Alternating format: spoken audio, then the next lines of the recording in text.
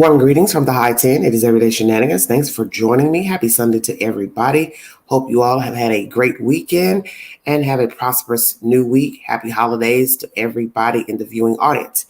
Today, I will do back-to-back lives because so much information has been released and I didn't come back yesterday evening as I had promised.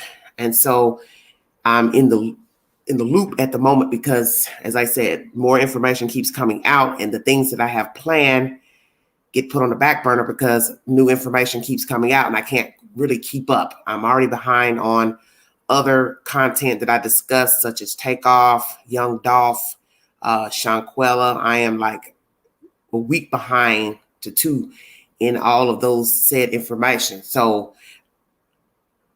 it's just overwhelming. And this case is bothersome to me because the father keeps talking, Mr. Goncalves. Now, Zana'S mother has spoken.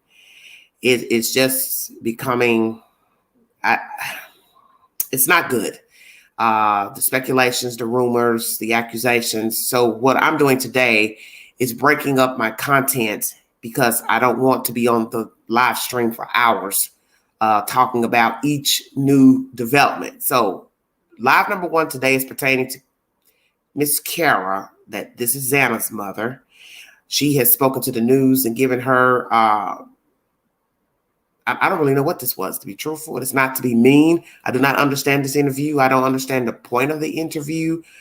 Some may differ with me. You're entitled to your opinion. But to me, she didn't seem to know very much about her child, which is very disturbing to me, which would lead me to believe that maybe she didn't have a good relationship with her daughter. I can stand to be corrected. It's just an opinion, but there's something off with the questioning.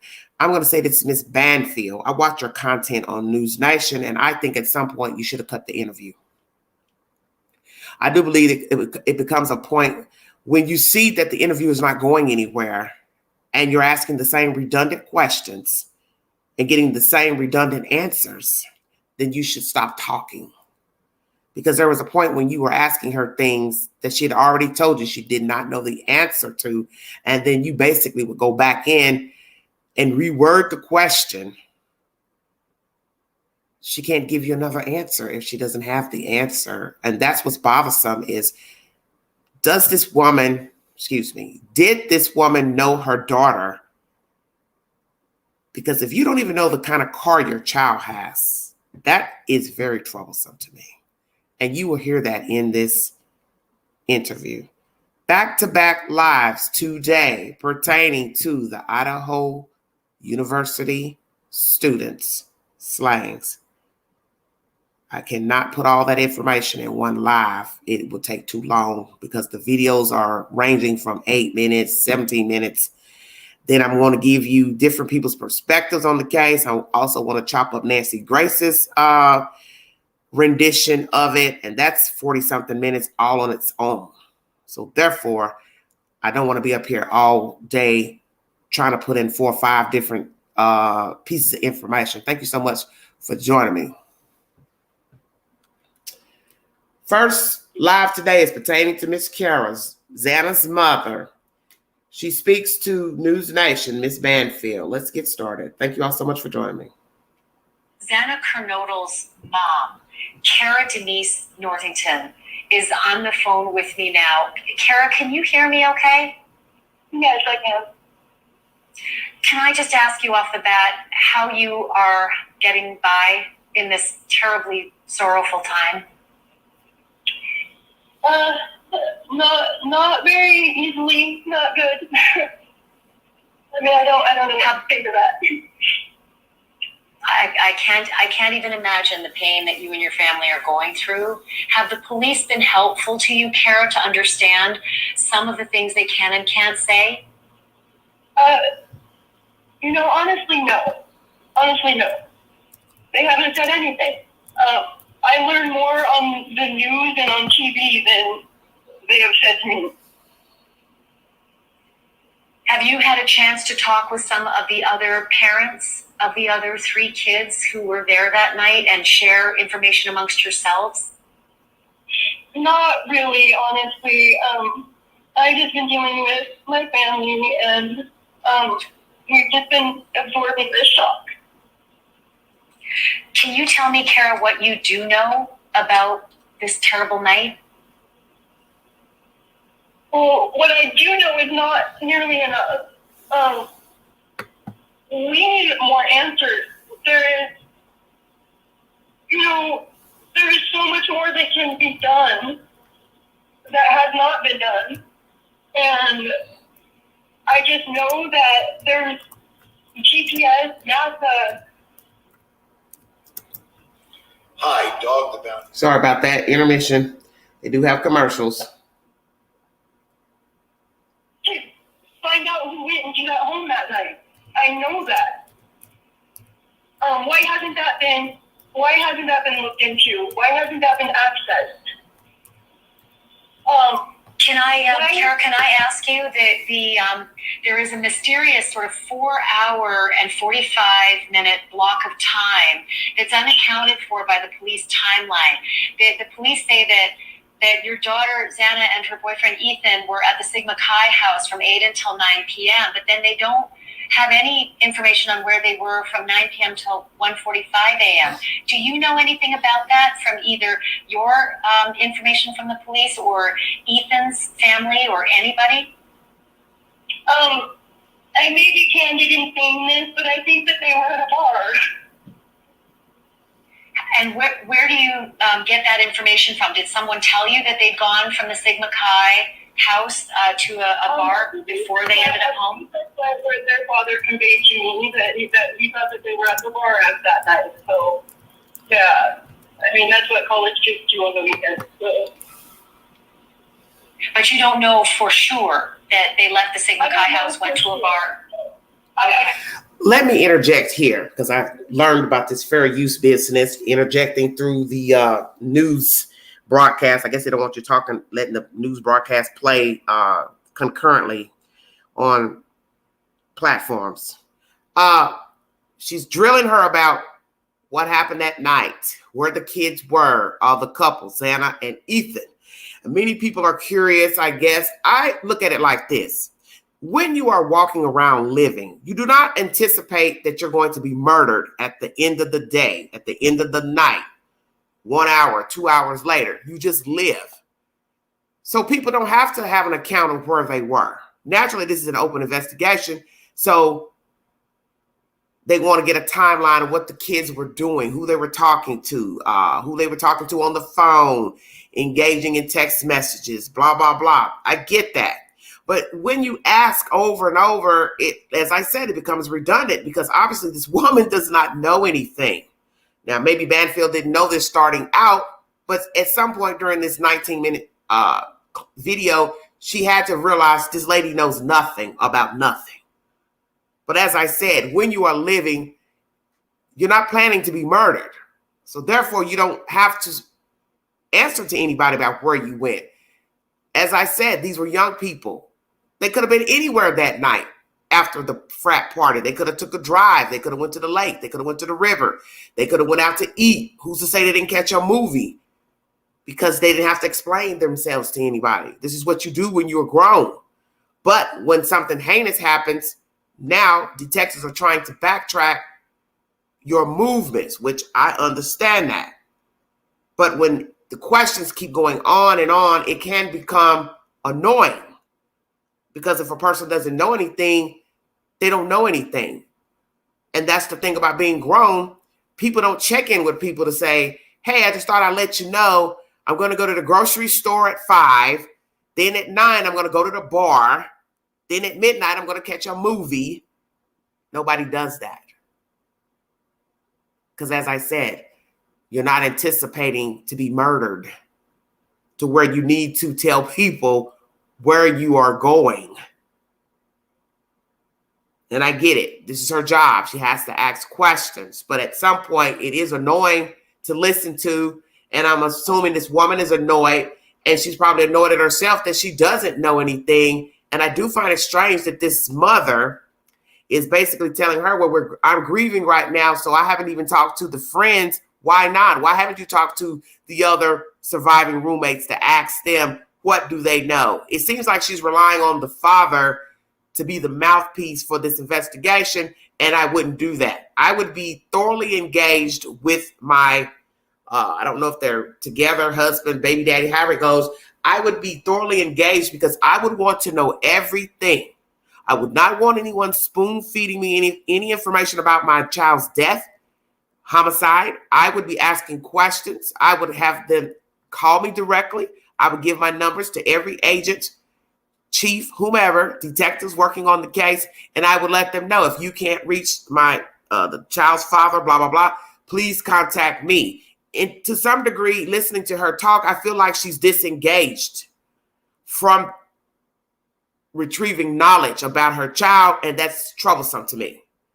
That's troublesome to me. Thank you, Pink Fox. Because I want to know why you haven't talked to the other girls. Because when you start talking in this interview saying, I want to know this, I want to know this, why haven't they done this? The first thing a person would say to her, delicately, well, why don't you ask the girls who survived? Why don't you ask them what they saw, what they heard? What were they doing? Where were they the whole day?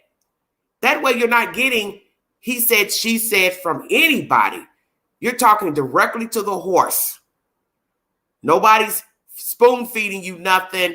Nobody's, twisting words by accident or on purpose. You're hearing it directly. I would prefer to talk to the roommates directly, since allegedly they're the only two survivors of this incident. I would speak to them directly. Nobody would come to me and tell me nothing. Not Zana'S father, not nobody. And I've just got a strange feeling about this mother. She's not going to try to ask anybody. Let me make this clear. She's not going to ask anybody nothing. So you can't complain that you're not getting anything and why they're not doing this, and this with data, NASA, if you're not even willing to go to the people and ask them directly. And I definitely will start with the people in the house first because they live there.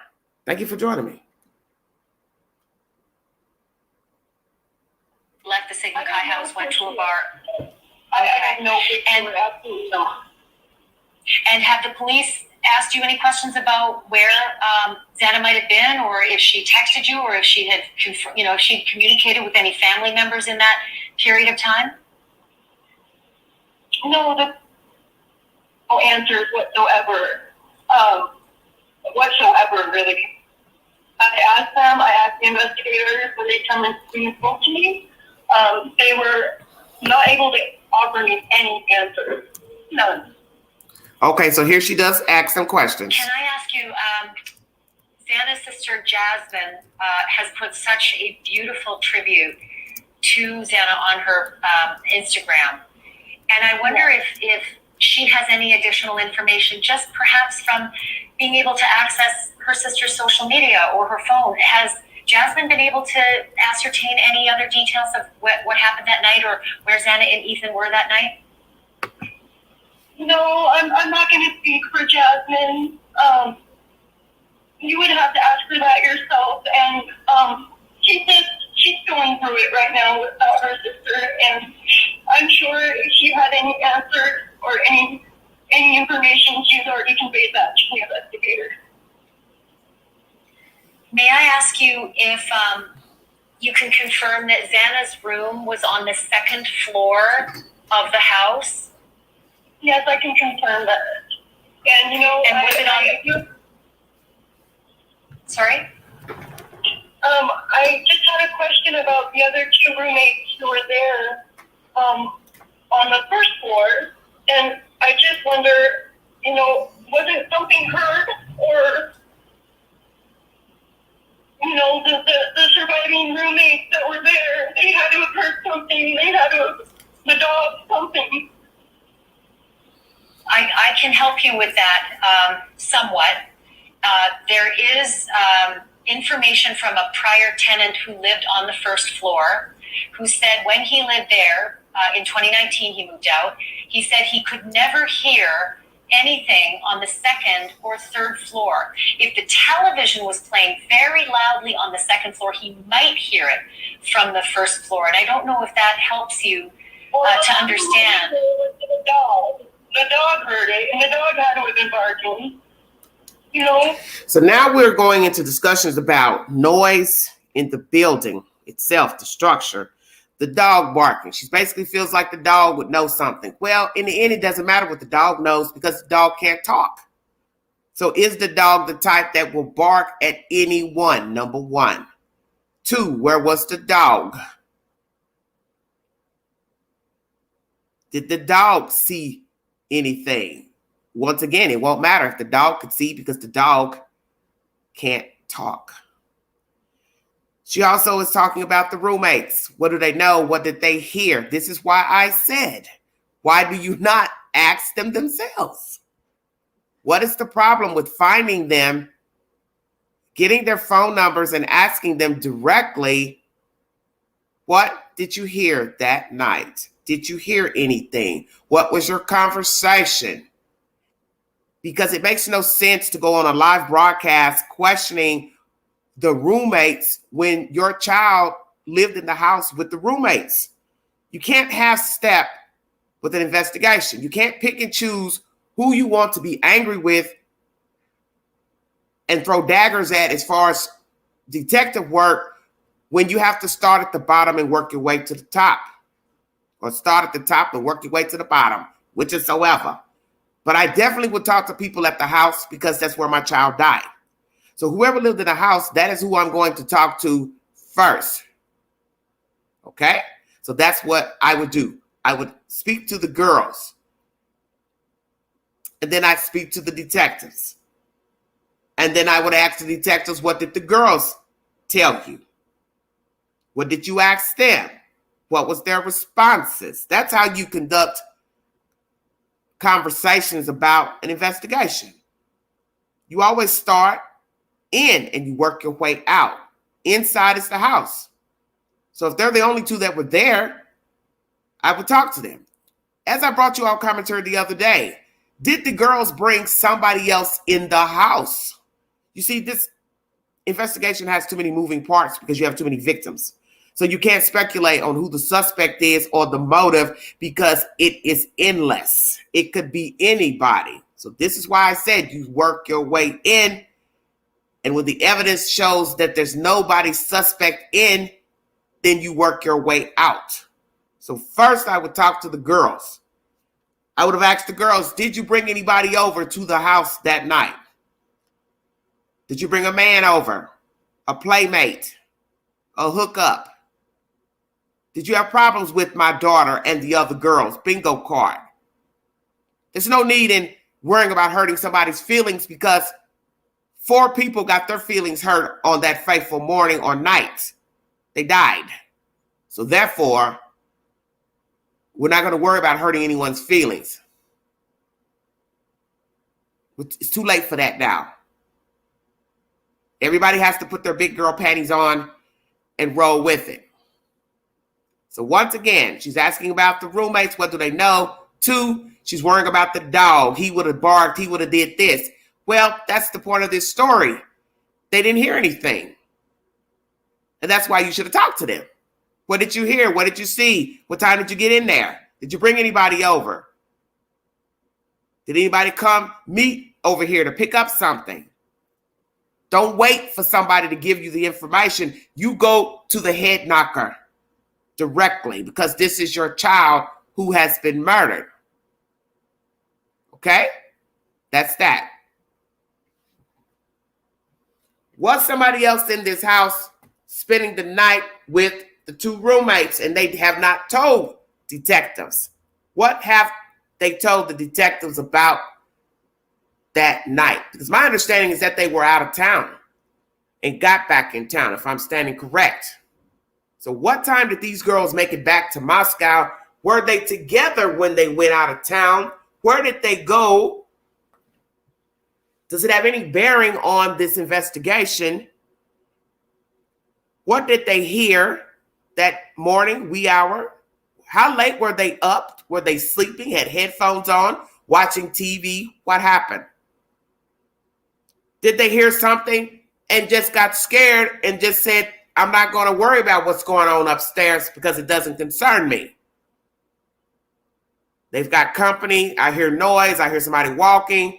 And you have to ask yourself, well, who would get up just because they hear somebody walking around? There are other people living in the house, have guests in the house. So why should I get up? But did they hear anything suspicious that wee hour? Or were they asleep and did not find victim number one, which would be Ethan, allegedly, when they got up and went upstairs? Thank you all so much for joining me. Let's resume this interview with Banfield and Miss Cara. The dog heard it, and the dog had to have been barking. You know, I have information there as well. I've got information there as well. Our Brian Enton spoke with the parents of Kaylee Gonzalez, and they have actually referred to that. And Brian's going to play that interview in a moment. But Bethany Funk and Dylan Mortensen on that first floor may not have been able to hear anything, according to the prior tenant, who said it was extremely difficult to hear because of the construction of that house. But I do want to ask you, if I can, Cara, was your daughter Zana'S room on the right side of the house if you're looking from the parking lot, or on the left side across from the kitchen? I can't answer that. I can't answer. But you do know she was on the... I never went there yet, so I don't know.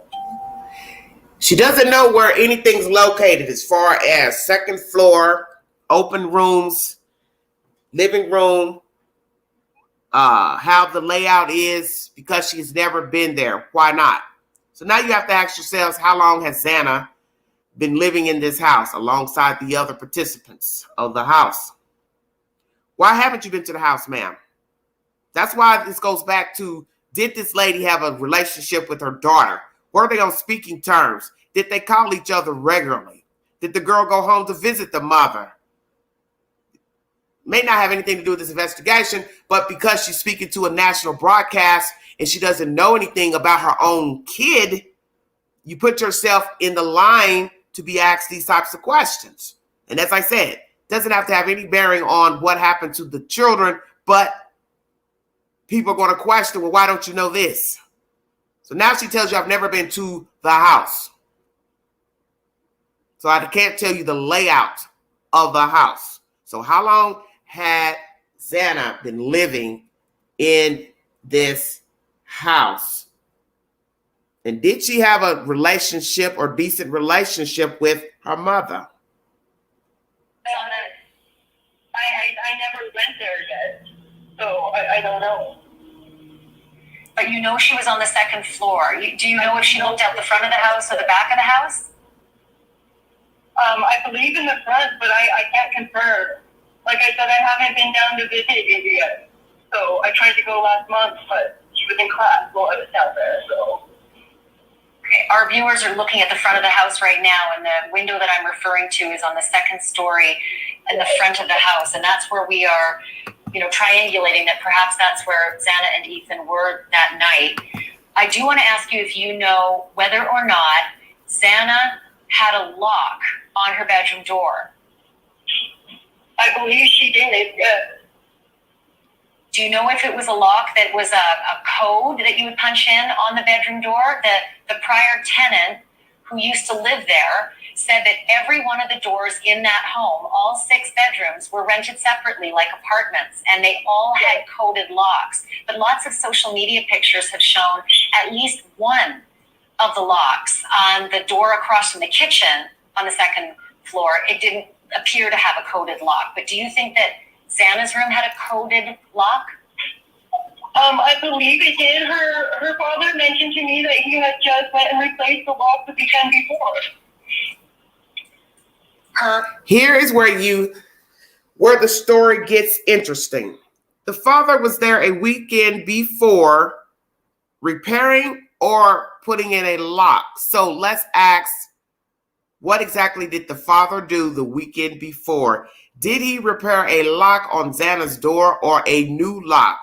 If it was a new lock, was it a deadbolt? Was it push key or you had to have a key? Which is it? Did he repair any other locks in the house or outside door fixtures? Glass door fixtures. What is the protocol for the people who manage this building, house, as far as locks on doors? You would think they would have their own locksmith that the girls could call in case they needed to have their locks changed.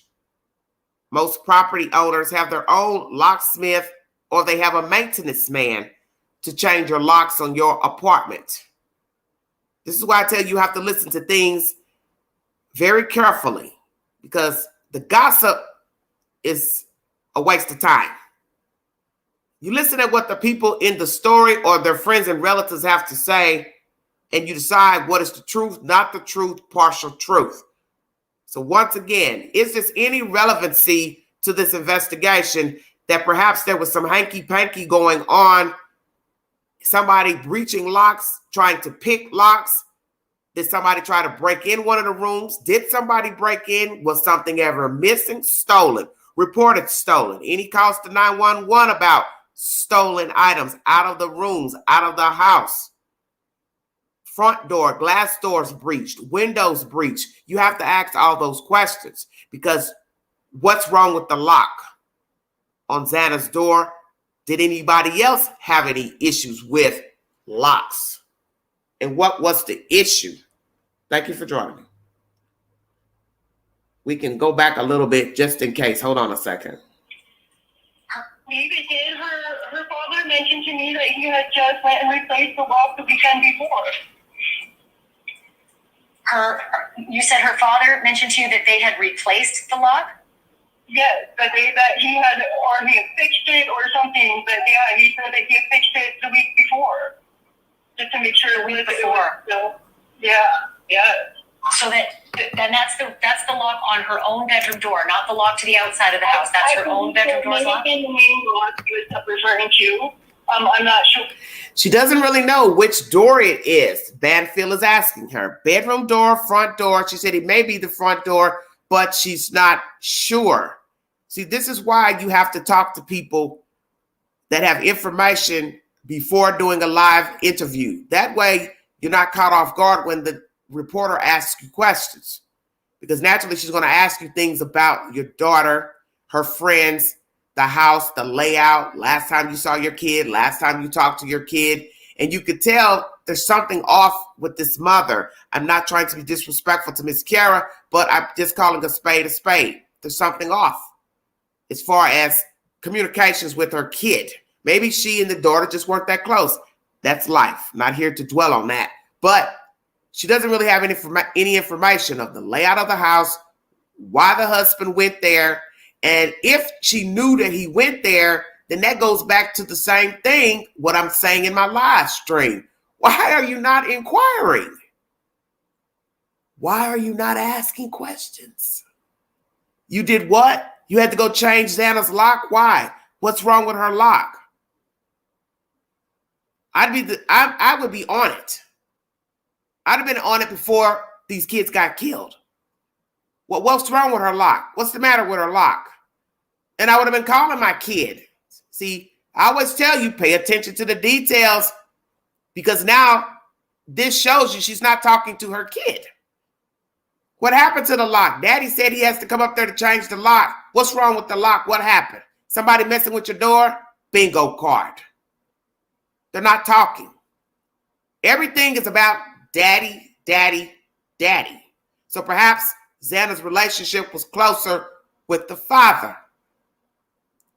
And she's using this man to be the mouthpiece for the story to get the information about their daughter, but she needs to be in tune with everybody involved at that damn house. I would talk to everybody that lived there, that's living, their friends, boyfriends, ex-friends, all these new boyfriends, old boyfriends. I'm coming to you directly. When was the last time you were there? How was the disposition of the ladies in the house? See, you're not going to know until you ask. As we say in the streets, a closed mouth don't get fed. You want to know something, then you ask. And she never even inquired to her own child, hey, what's wrong with the lock? So now I'm going to ask this question, Miss Cara. Did you ask the husband why he had to change a lock, fix a lock, put on a lock? Which door did he have to put a lock on? Did he notice anything suspicious with the locks? What is the deal with the locks? Because this may have some bearing on why we have 4 dead people now. Had somebody been breaching the locks, trying to break into the girl's room, that means they had assets in the house before death. Before death. If we are to believe that these locks may have some bearing, but then it could have no bearing. Maybe the lock just messed up. Something wrong with the door jamb. Could be anything. You're entitled to your interpretation of the information. Thank you for joining me. Sure. I'm telling you that when we were so. But you're talking about Jeff, right? Jeff Kernodle, Zana'S dad? Absolutely. Yes. And he had been there just a couple weeks before working on a lock, but you're not sure what door. Just the weekend before, and we went to meet Ethan's parents, and went to check on Cara, and it was Dad week at WSU for Jasmine, so he was over there, and they're pretty close schools. Pullman and Moscow are fairly short distance away from each other. Did Zana'S car have Arizona plates? I can't answer that. I don't know. Here, Banfield asks Cara, did Zana'S have Arizona license plates on her car? She said she can't answer that. This is where Queen gets rough around the edges. What do you mean you don't know if she has Arizona tags or not?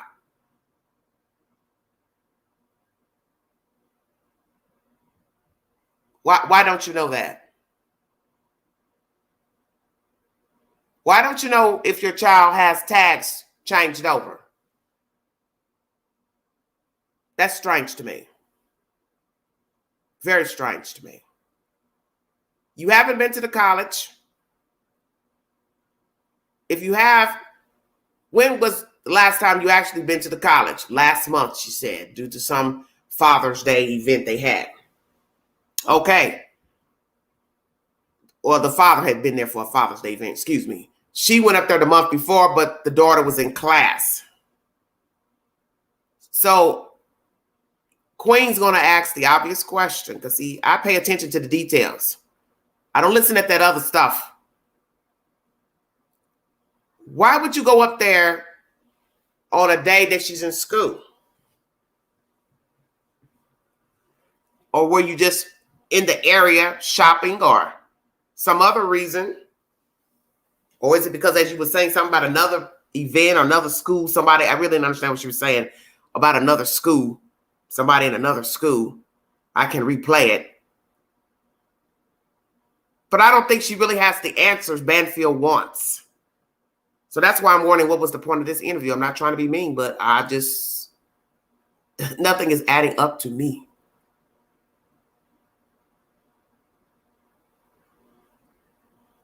Banfield should have known when to cut the interview, because you could tell this lady is naturally distraught and she's getting frustrated trying to answer these questions. But that is the point of an interview.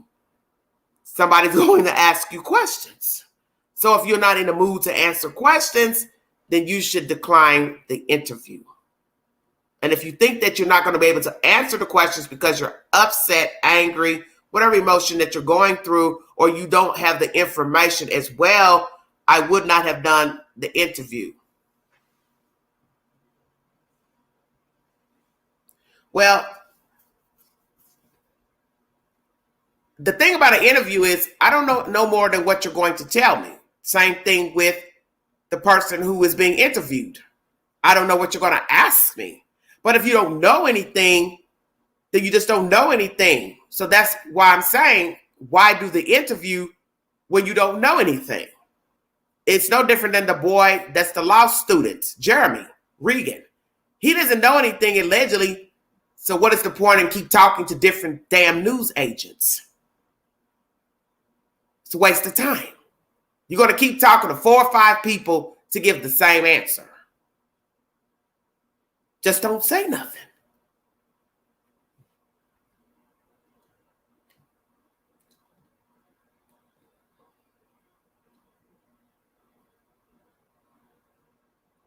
I can't answer that. I don't know. Well, then maybe they shouldn't do interviews. I'm going to say it again. Then don't do them. She got the car in Arizona, so that's highly likely. Yeah.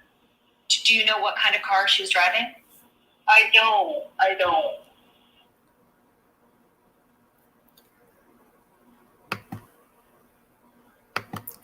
You hear now she doesn't know what kind of car her daughter has. I'm going to say it again because this is my playhouse. There's something off here with the mother. Now she doesn't know what kind of car her daughter has. So Queen didn't make that part up. She doesn't know if the daughter had Arizona tags.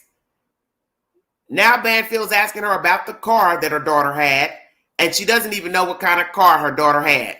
So I don't think Queen is being mean by asking questions pertaining to the questions that Banfield asked. How is it you don't know nothing about your child's own damn car? Come on now. And I'm not implicating the mother in anything. My point is this. If you don't know anything of value, sometimes it's best not to talk to the news because they're going to ask you personal questions about the victim. That's their job. And you can't get mad at the questions because that's the reporter's job.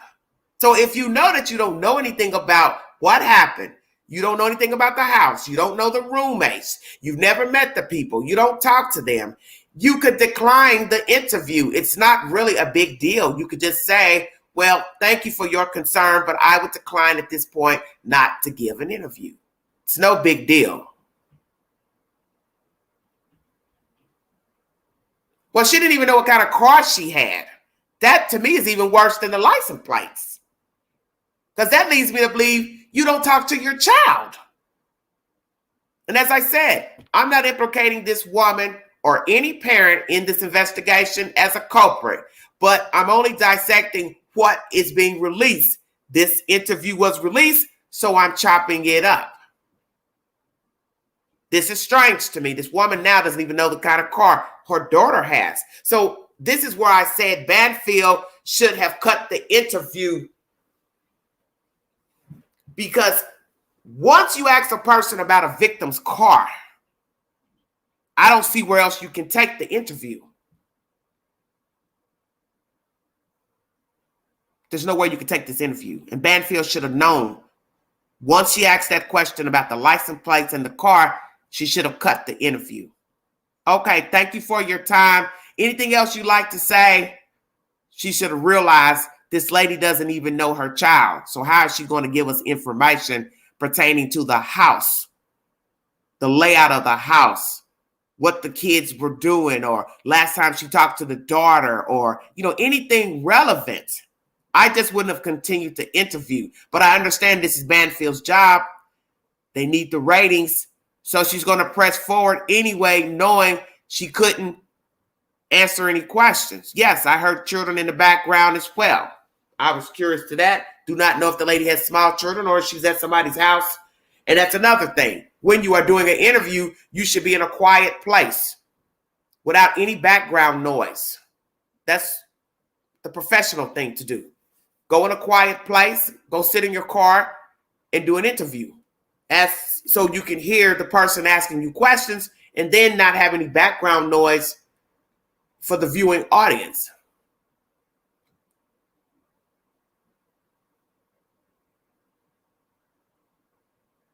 What kind of car she was driving? I don't. And you mentioned about the roommates, the surviving roommates. Have you had any opportunity to contact them? Do you or Jeff or Zana'S sister Jasmine, do you have their contact information? Are you able to call them to talk to them? Jasmine and Jeff are in contact with them. They were all at the memorial today. And yeah. And what did those girls, Bethany and Dylan, say to Zana'S dad and her sister about that morning when they woke up and came upstairs? What did they tell Jeff and Jasmine? I don't know. You would have to ask them that. I'm not going to speak for anybody else. I'm sorry. Okay, this is where the queen is getting annoyed. Not to be mean, but everything is on Jeff. Why? Jeff and Jasmine. Cara, I'm going to say this to you directly, honey. Do you want to know what happened to Zana'S? And this is not to be disrespectful to you, but I don't think it's right for you to rely on other people to be getting the information pertaining to your child's death. I do believe that perhaps you did not have a good relationship with your child for whatever reason. Because the fact that you didn't know what kind of car your daughter had tells me you didn't talk to your daughter. So you're putting everything off on everybody else. Don't ask me, go ask her. Don't ask me. You said that 2 times now during this interview with Banfield. Kaylee's sister, go ask her. I'm not going to speak for her. Now she asks you another question. You say, well, I ain't going to speak for her. I don't know.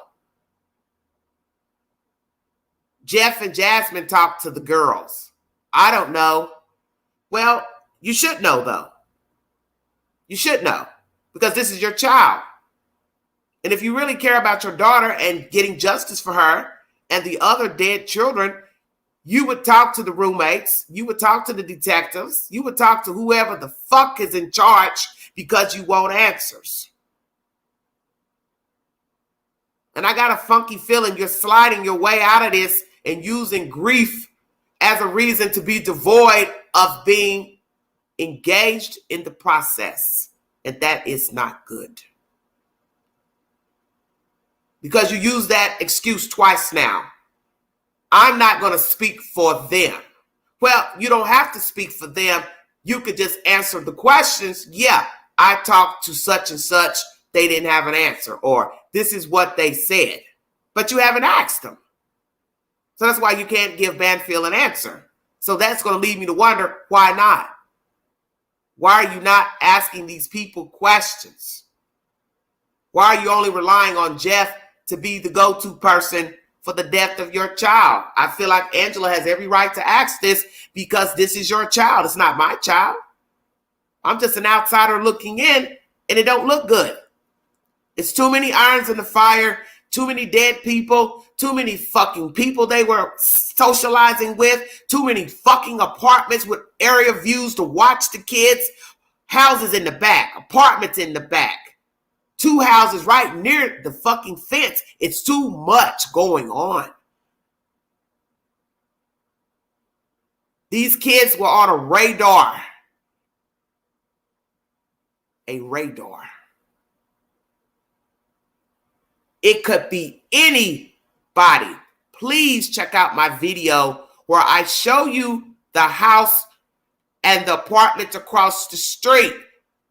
Those apartments are the back of an apartment building where people would have a bullseye view of the house. They could sit for hours and gaze at the house. Please watch that video, because it will make you stop and think that the possibilities of a suspect are endless. I do not know how many apartments are in that building facing their house, but it's rows of windows. You also see a dumpster sitting in the back of that building where all the windows are. I told you possibly the suspect could have put stuff in that dumpster after leaving the scene of the crime. You have an apartment building sitting to the right of the house up the hill. You have houses behind their house facing the glass doors. 2 houses right in close proximity to the left of the house. Too many people with the bullseye view of these kids coming in and going out from the front of the house to the back of the house, side of the house. Too many windows, too many eyeballs. Doesn't even have to be a suspect from the campus across the street. It could be somebody right there across the damn street or up on that hill in an apartment building. Food for thought. Thank you for joining me. Let's finish this up. Do you know, Cara, if Dylan and Bethany came upstairs and were trying to wake Zana? Because they were trying to wake one of their roommates. Do you know if it was your daughter they were trying to wake? I don't have that answer either. I'm sorry. It's okay. And did they say that they could not get beyond a locked door, and that's why they had no idea what was on the other side of the bedroom door and called in an unconscious person? Well, we now know that Ethan allegedly was found, if we're to believe the versions of the roommates. But I'm old school. I always say beware of the messengers, because I don't know what happened in that house. I don't know the kids. I don't know their friends. I don't know the surviving roommates. I don't know if the roommates had friends over. I don't know if the girls had somebody come over. I don't know, because I wasn't there. And obviously this woman has not talked to the roommates and asked them any questions. So as I said before, she can't answer any questions in this interview pertaining to the surviving roommates. She can't even answer things about her own child, which is disturbing to me. But these things happen. Sometimes people don't have relationships with their parents, their brothers and sisters, for whatever reason. But the cat is out of the bag now. So the queen is chopping it up. Thank you for joining me. That's right. What do you know about that? That they called in an unconscious person. I know that. But beyond that, I don't know.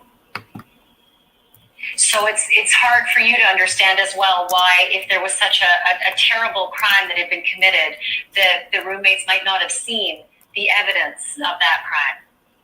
Absolutely, yes. Have they told you at all, Cara, when you can retrieve your daughter's things from that house? Not yet, no. My understanding is that FBI were there last night. Please follow Brian Enton on Twitter to get the updates pertaining to this very diabolical crime. I am following him and other people involved in this investigation that are reporting it. I'm following Coffin Daffer, asked to get updates on true crime. Brian Enton has posted last night that they were there at the house, in the house, looking at evidence. You can see them walking around in the rooms. So what were they looking for? Now, as to this question here about retrieving items from the house, when will they be wrapping up this investigation? Because I'm assuming it's coming soon. And when will the people be able to go in and get the items from their children? And the other 2 remaining roommates, have they been allowed to get their personal effects out? I'm assuming they would escort them in, because naturally they couldn't let the girls stay in a house where it's still a crime scene and they're still gathering information. So did the surviving roommates get everything out? What were they allowed to take out? When is this going to wrap up? What's going to become of the house? What is going to become of this case? Because this is bad, bad, bad. So bad. But she's telling Banfield she doesn't have any information about retrieving items from the house. Thank you for joining me. Not yet, no. I want to ask you, if you can, for us, Cara, about Zana. What would you like people to know about your daughter? We've seen pictures and we've seen social media, but you know her heart. What would you like everyone to know about her? Zana, if you knew Zana, you knew what a light she was to everybody she came across. It was just such a positive influence on everybody around her. I honestly, and I'm not saying this because I'm her mother and biased, it's just the truth. There's nothing negative you could say about her. She was just such a good soul. And she cared. She deeply cared about her friends and her family. And she would never hurt anybody. I don't understand who would want to do anything to any of these kids. They were all great kids, and they were all good friends, lifelong friends. Even, aside from Ethan. And Ethan was such a great kid too. I just, no parent should ever go through this. These kids were good kids. I don't Have you had a chance? Want to do this. Have you had a chance to speak with Ethan's parents? No, not yet. Are you going to have a chance to speak with them? Why have you not spoken to Ethan's parents 3 weeks later? What's going on here? What is going on here? What is going on here? Oh, I've got almost 300 in the room. Thank you for your time today on this Sunday afternoon. This is the day of rest, God says, but I'm talking about true crime, which is probably very disrespectful. But nonetheless, I had to get this out because I've got too much information pertaining to this case, and I didn't want to put it all in one live because if I'm going to drop the link, it'll take too long. Then I got to wait for somebody to come up and hit the link, and I just don't feel like going through talking about hours of stuff and then waiting for people to respond to join the panel. So I'm doing it subject by subject per live. So this is the first live for today. There will be 2 more lives today. I'm doing them back to back as to get the information out. Cara, why haven't you spoken to his parents? Why not? This is strange to me. Very strange.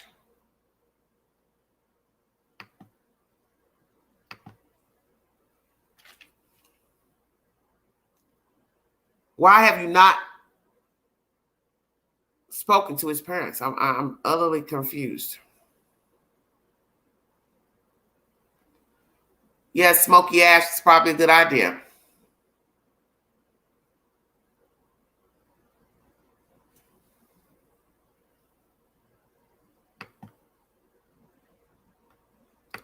Well, it's the rest for me today. How about that?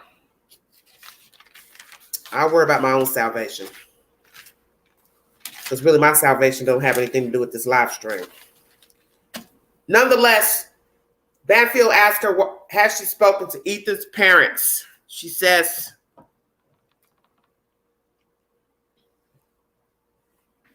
no. Why not?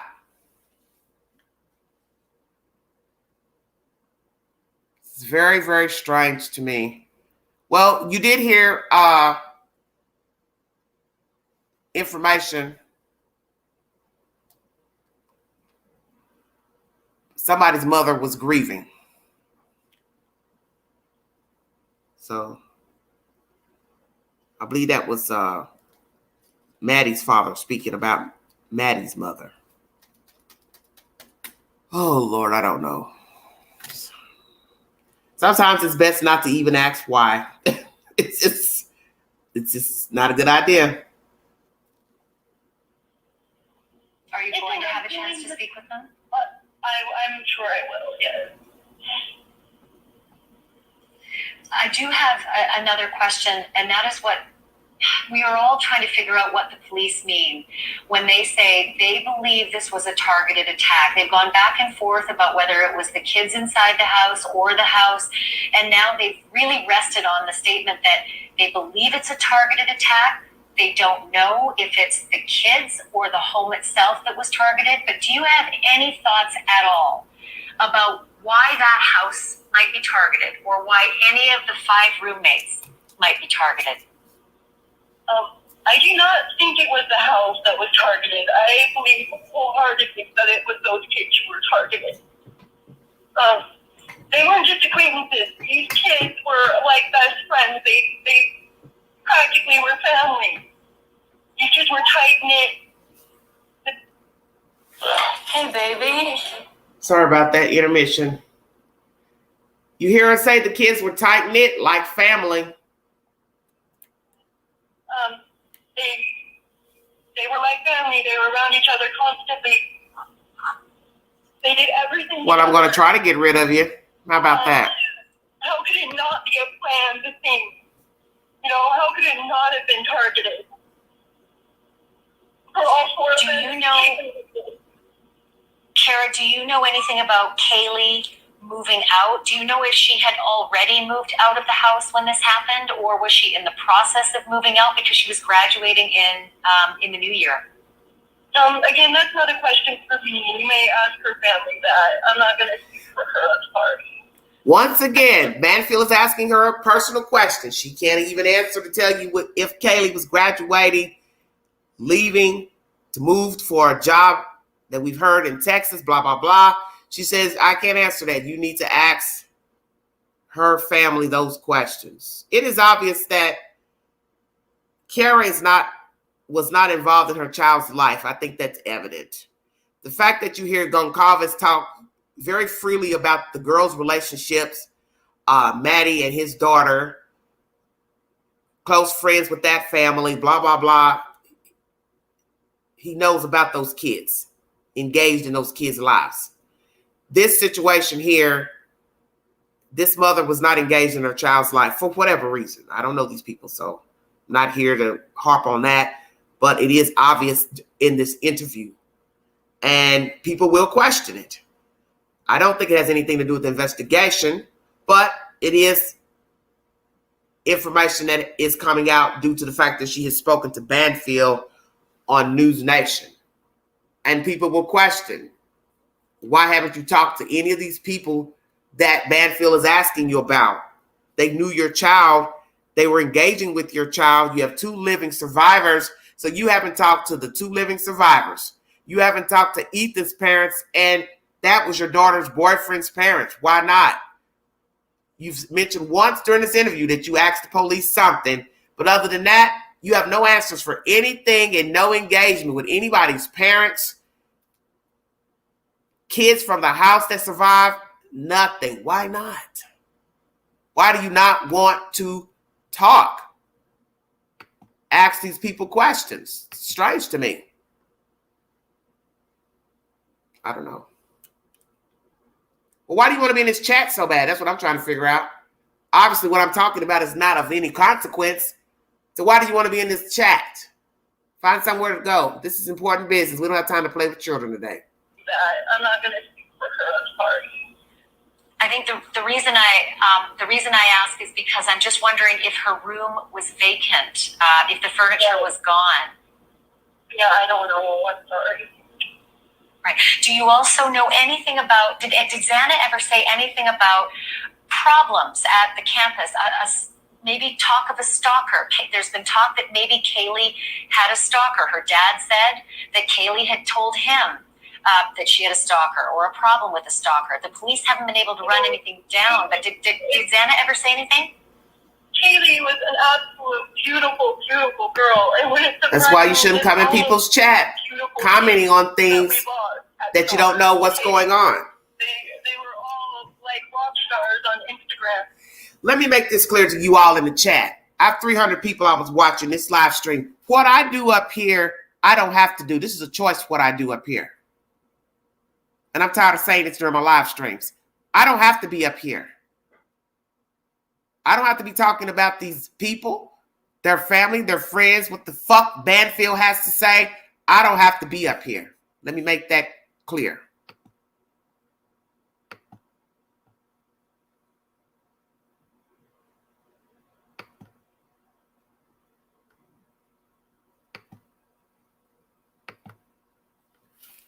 So if you're not following the content to the information,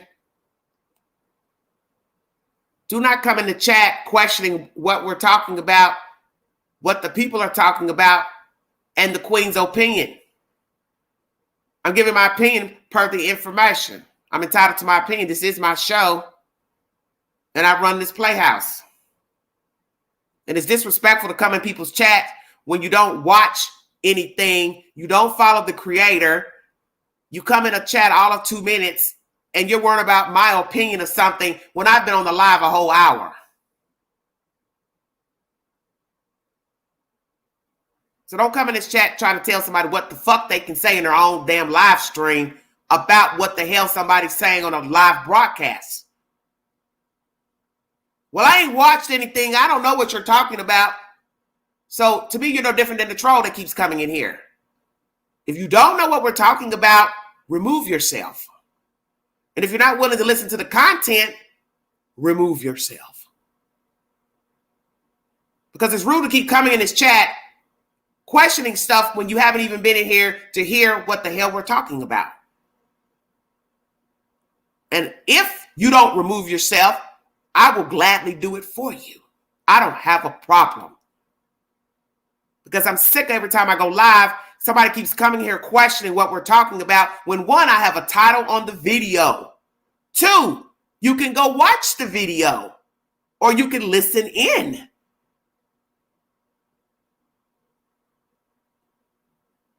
But I don't need anybody telling me not to have an opinion about somebody not knowing their own fucking kid. Yeah, I said that.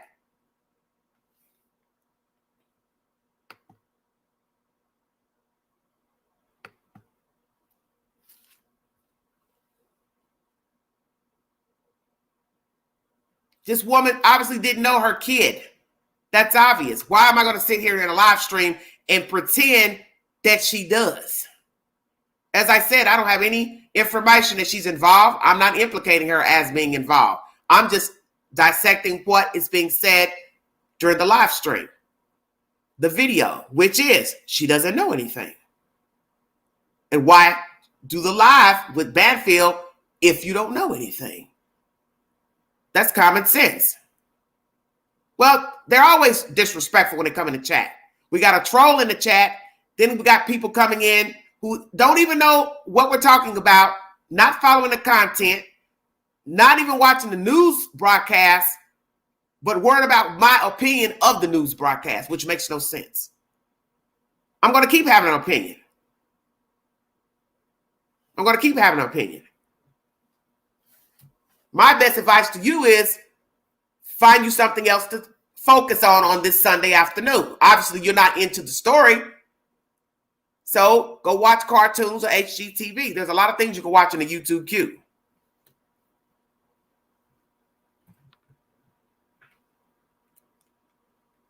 There are people who actually care about these kids and want justice for these kids. So I'm assuming half of the people in the chat are here to hear what I have to say and the information that I'm playing. This is not a joke. This is not a game. There are 4 dead people. And people are going to listen at what these people are saying to try to get an understanding of their family members. As I said, not to say that they have anything to do with the crime, but they have talked. So we're chopping up what they're saying. This motherfucker here is pissing me off. Excuse my language. Oh, Lord. Hold on a minute, you guys. Let me go back into my account. Hold on one second. I'm going to pause for just a second because I see I've got a big issue here.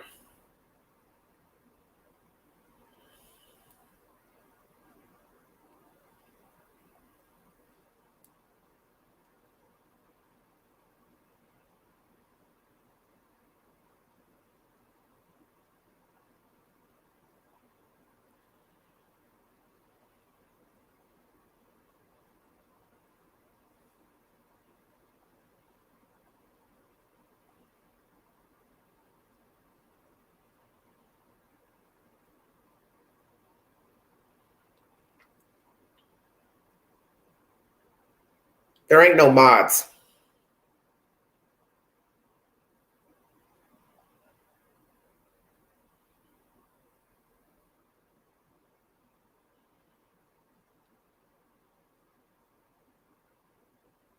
There's no such thing as having a mod that lays low, sweetheart. They have a wrench, and you will see the wrench when you're in the chat, dear.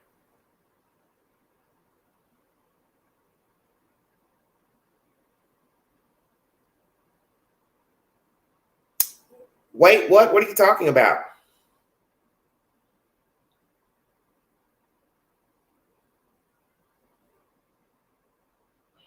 Yes, how can you be blocked and your your comment is in the chat, dear? Let's resume this information. 306 watching. Thank you all for your time. Let's finish this up. Obviously, somebody is very bored today. They don't have anything better to do.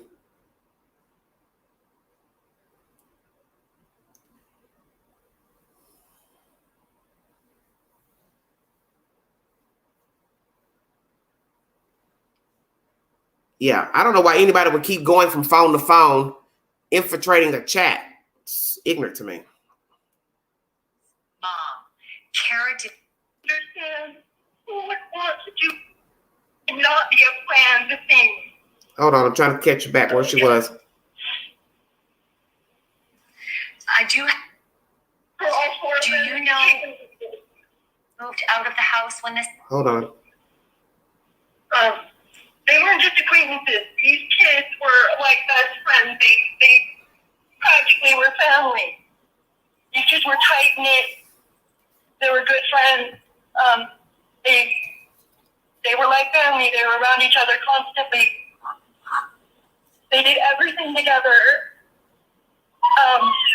How could it not be a plan, the thing? You know, how could it not have been targeted? For all four of Do them. you know- Cara, do you know anything about Kaylee? Yeah, Jennifer, you're moving right. Out? Do you know if she had already moved out of the house when this happened, or was she in the process of moving out because she was graduating in the new year? Again, that's not a question for me. You may ask her family that. I'm not going to speak for her. I'm sorry. I think the reason I ask is because I'm just wondering if her room was vacant, if the furniture was gone. Yeah, I don't know. I'm sorry. Right. Do you also know anything about? Did Zana ever say anything about problems at the campus? Maybe talk of a stalker. There's been talk that maybe Kaylee had a stalker. Her dad said that Kaylee had told him that she had a stalker or a problem with a stalker. The police haven't been able to run anything down, but did Zana ever say anything?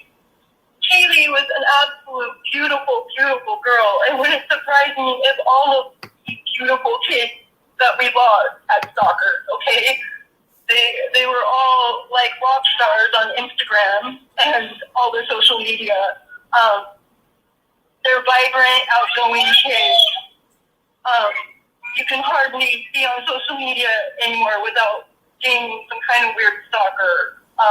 So that wouldn't surprise me. I don't think that that's what it was, though. I will be honest with you. I think it's closer than that. I think it's deeper than that. She thinks it's closer than that. She thinks it's deeper than that.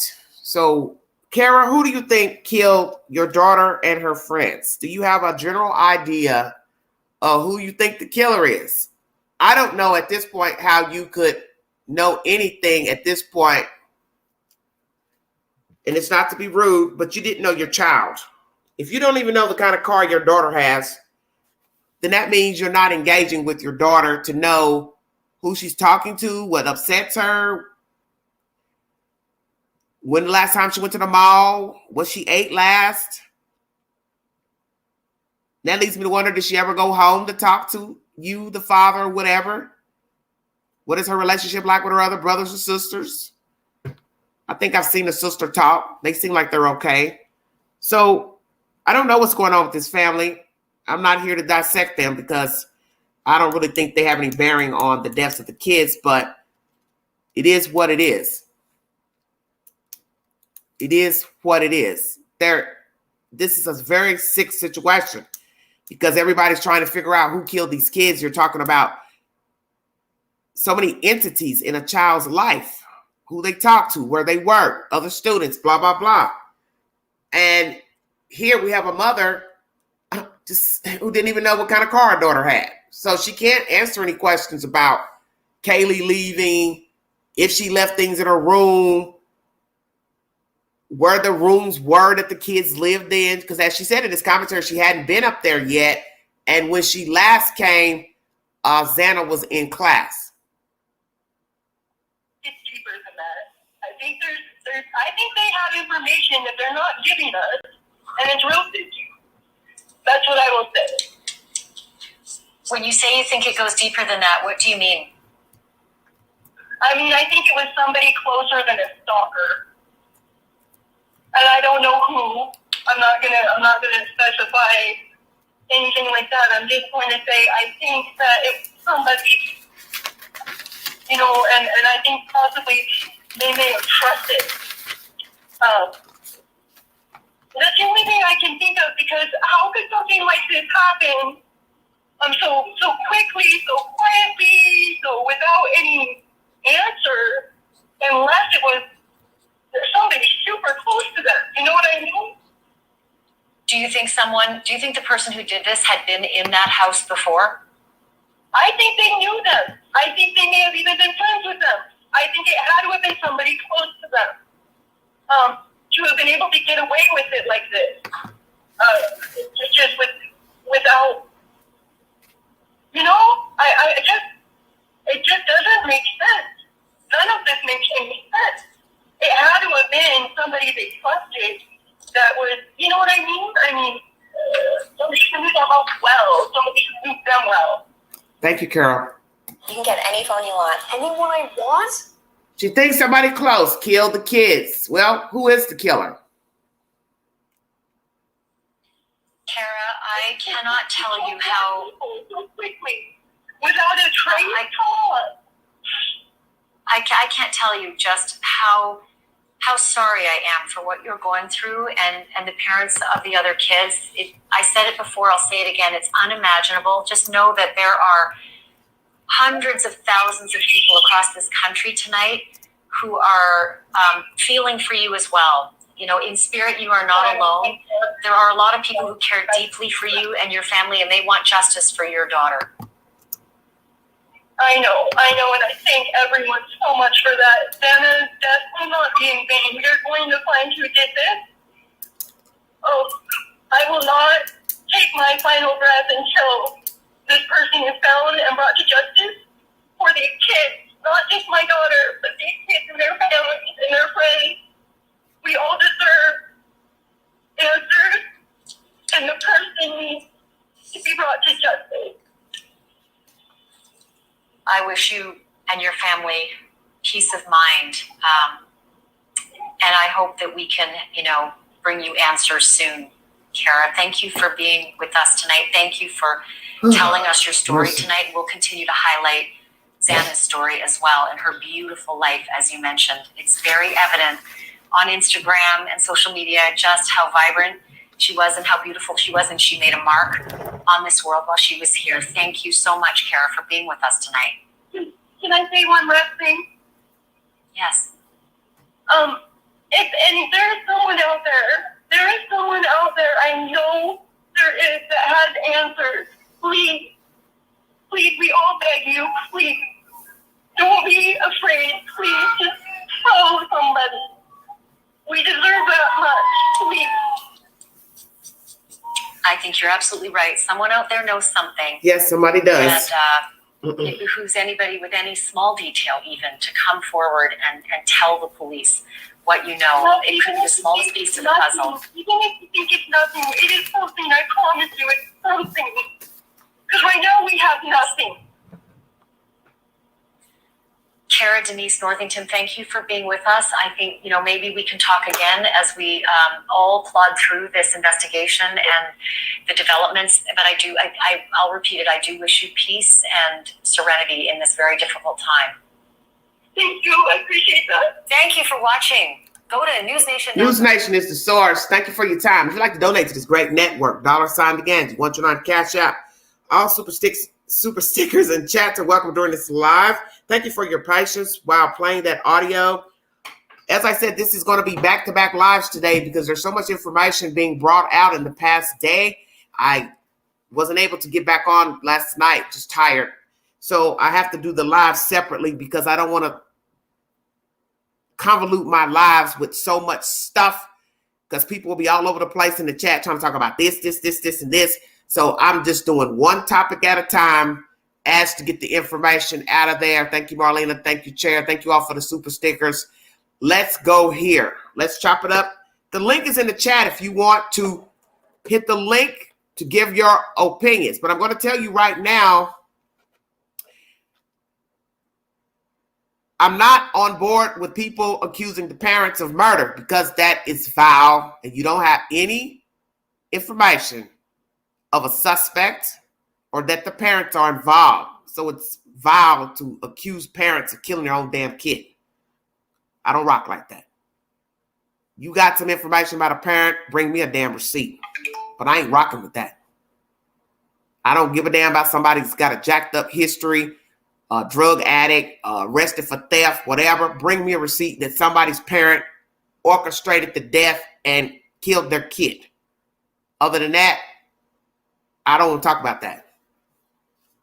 Because these kids had probably God knows what going on, who they talked to, fraternized with, I don't know. So the possibilities to me are endless of who the killer could be. Because we don't know the kids. We don't know anything about this house, the kids in the house, who stayed in the house, who came and went in the house. We're now getting information that the sixth roommate wasn't even living there. So I don't even know why they brought that up. Been out of there for months, 6 months or so, if that's true. So why even bring that up? Let me chop this up. The link is in the chat. Feel free to hit the link if you want to give your opinion pertaining to this interview, nothing else. I'm not talking about anything else in this live except for Miss Cara's interview and what she said to Banfield, because I have a live per subject today. As not to have different subject matters in the live streams. Thank you all so much for joining me. Cara Denise Dorrington is the mother of the late Zana'S. Did she confer with law enforcement before doing this interview? She told Banfield that she hasn't learned anything from law officials. They have not answered any questions. And most of the information that she has gathered pertaining to the death of her child and friends has been through the news. Interesting. Banfield asked her had she talked to any other friends. She said, not really. Just been in shock from the death of her child, dealing with the shock of her child, which is understandable. She doesn't know nearly enough. More should be done in this case. Such as what, Miss Cara? She's mentioned GPS and NASA. She says they should be, I guess, on the trail with these said entities to try to find out where her daughter was, her whereabouts, her, Mr. Ethan, the other young people. Maybe they have consulted with NASA, drone footage of the house, the whereabouts, GPS, and they just have not told you, Miss Cara. They have not told you, Mr. Goncalves, or any of the other family members, because Mr. Goncalves has been talking to the news. He's released information that I do believe that law officials did not want revealed, such as the two girls sleeping in the same bed, him believing that there was a target and a stalker. So therefore, the kids being a target, they're not going to tell you all anything, because once law officials see you talking to the news, social media platforms, they're not going to consult with you about anything. I don't see them saying anything. And that's not to be mean to you, but if they don't trust you to hold information in, they're not going to tell you anything.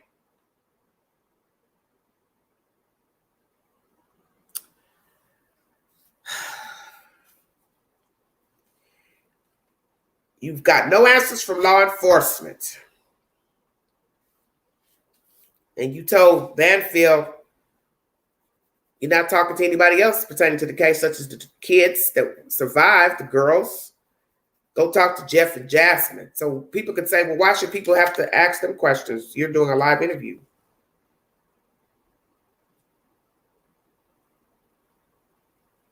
The other individuals, you made a comment and said, I'm assuming, I guess Kaylee's sister, whomever, has given information to law officials.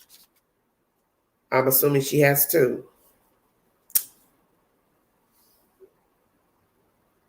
You said you think that the couple were at the bar after the frat house party. Not sure. Guess the father would know more about that.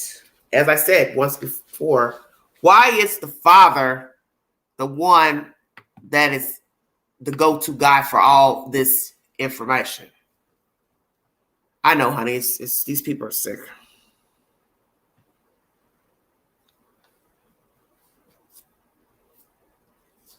You were asked about her bedroom. You did confirm that it was on the second floor, but not exactly where on the second floor. You're worried about the roommates hearing something. You mentioned about the dog, but as I told people in the chat earlier, a dog can't talk, so a dog can't tell anybody, yeah, I heard something. Yeah, I saw the killer. Yeah, I know the killer. Yeah, I've seen the killer in his house. Because the dog can't talk. So where was the dog at the time of the murders? Did the roommates hear something and didn't tell the police? Did they hear something and did tell the police? Did anybody try to open their doors and they were locked? Stay woke. Did the killer know the victims or the ones that were murdered? Did they find their target if we're to believe that they are the target? Did the killer find his target? Or did he just kill everybody in sight? Were those kids the intended targets? Did he kill the other ones as collateral damage as so he could get out of the house? Very interesting. Why not ask these young girls about that night, Miss Cara? Why do you refuse to hold a conversation with anybody? How long are you going to say I'm grieving? Because I think you would feel better if you went to people directly and got the answer that you're looking for. Because I don't think you should be using somebody else as a go-to person when you have questions yourself. I think it's best that you would go and talk to the kids, Ethan's family. Maybe you would feel a little better if you talk to somebody else instead of waiting on Jeff or whomever to bring the information.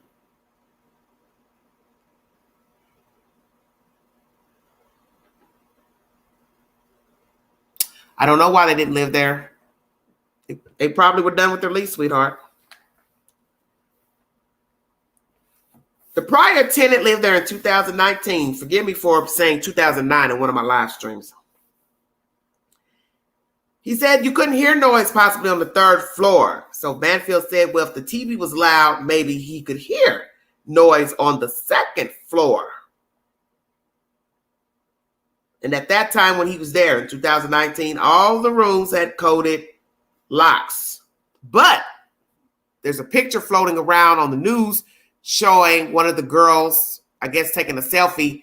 And in the background, you see a door that's near the stair landing. I don't know which floor that is, but there's no keypad on that door. So do the rooms have keypads or key locks? What is the truth?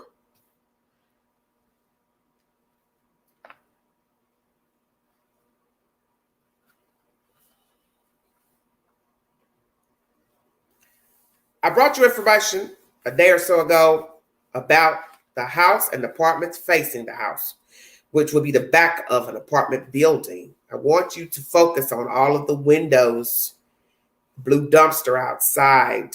Did anyone see anything suspicious on that street, on the property? Did the killer dump anything at that blue dumpster that sits directly across from the house? It is a great place to dump bloody clothes. Stay woke. She can't really answer any questions that Banfield asked because she had not been to the property. Didn't know the daughter's tags, if they were Arizona or Idaho. She didn't even know what kind of car her daughter had, which shows me she was not engaged in her child's life. Why not? Father, perhaps more. Other brothers, sisters, perhaps. She was up there the month before, but the daughter was in class.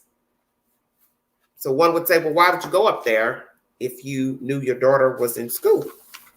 Or is it an issue that the daughter lied and didn't want to see her mother? I don't know. Just asking. Did any other family members try to visit Zana up at the university or the apartment? Do lunch or dinner? Were these people actively engaged in Zana's life while in college? Locked door. Father was up there the weekend before fixing locks. Which lock? How many locks? Regular lock, keypad lock, door just messed up. Maybe the girls were slamming the doors, messed up a lock. I don't know. Has somebody been jimmying the lock? Did somebody attempt to break into the locked doors? Were their doors locked that night when the murders occurred? Did the roommates on the bottom level lock their doors? Did the girls lock their doors the night of the murder? Because that will show how intent the killer was in getting into the girl's room. But as I told people, when you're getting up, having to use the restroom, and you don't have a restroom in your bedroom, you got to get up and go pee, groggy. Are you going to remember to lock your door back when you come back in from using the restroom or getting a soda pop? Because if it's just us in the house, to my knowledge, would I leave the door unlocked? Bingo card. Think about that for a second. I only think it's me and the girls in the house in our respective rooms. So will I lock the door or will I leave it unlocked until morning when I get up? Did the girls lock their rooms during the day when they were staying in the house and just walking about the house? Because your guards will be cut down at some point to where you're going to leave the doors unlocked. Who wants to keep running in and out of a room to a family room, living room, locking the doors? This was a bad setup to me anyway. That's just quaint. It's bad when you have to live in a house, because this was a whole house that was open, not individual apartments from my understanding. Who wants to keep locking doors? Back and forth, back and forth. Go pee, lock the door. Go sit in the living room, I got to lock my door. This is why I want you to think about the information. Did all the girls on this fateful morning lock their doors when they went into the bedrooms to sleep? Did they crack the door, leave the door open? How did the perpetrator, one, get in? What did he do with the locks? Did he jimmy the locks? If he busted them, then that would make noise. So I want to get information about the locks on the doors, because that will show us if he busted them, it would make noise. Somebody would have possibly woke up hearing a busted door. Would somebody be too scared to get up, run out, call 911 for fear? I don't know, because I don't know if somebody busted the locks or if the girls left their doors unlocked. That's a very important question. Now that we hear that the father was there to repair a lock or put on a new lock, which is it? Maybe he'll tell us. Was it the front door that needed repair? And this is the normal protocol with the property manager, that you fix the lock in your room, but we will fix the main lock on the door and the glass doors. Those should be from the property manager, not the girls or the tenants. So if he's fixing the front door lock, that ain't good. Unless the girls put their own lock on the front door. So let's ask that question. Did the girls put their own private lock on the front door, or it's the manager's job to put the lock on the front door?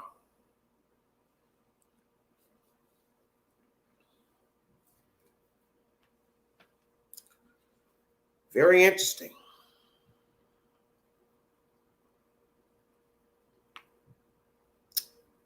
Very interesting.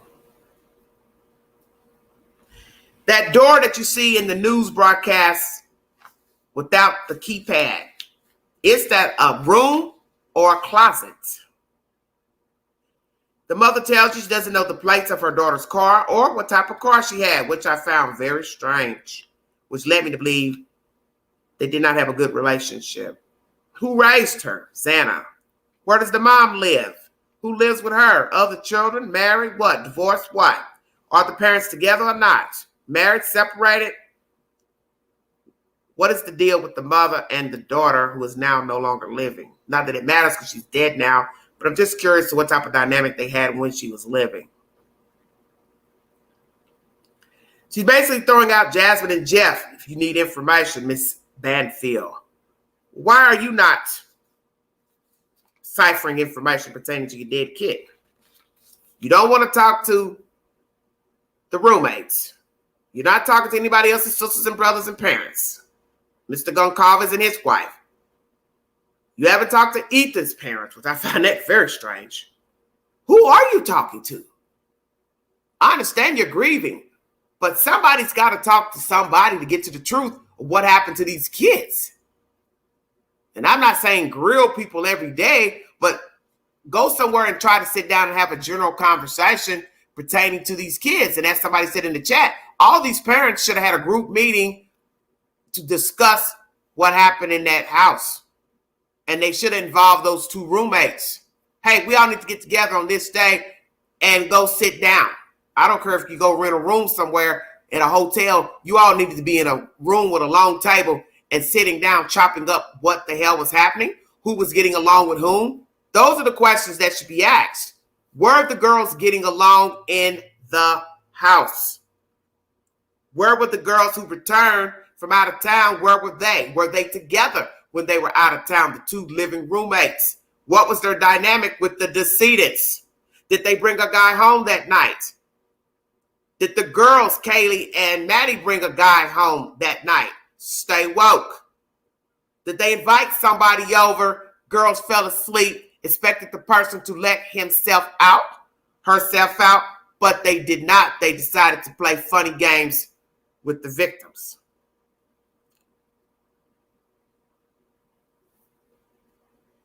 She's worried about that they hear anything. Dog barking, this and that. As I said, a dog can't answer these questions. Ma'am, why are you not talking to these roommates? I have a problem with that. I have a big problem with that. What is the point of this interview? At some point, I feel like Banfield should have cut it short. But if she was on a live stream and it's a time slot, she had already wrote out the question she was going to ask the mother to fit the time of the interview.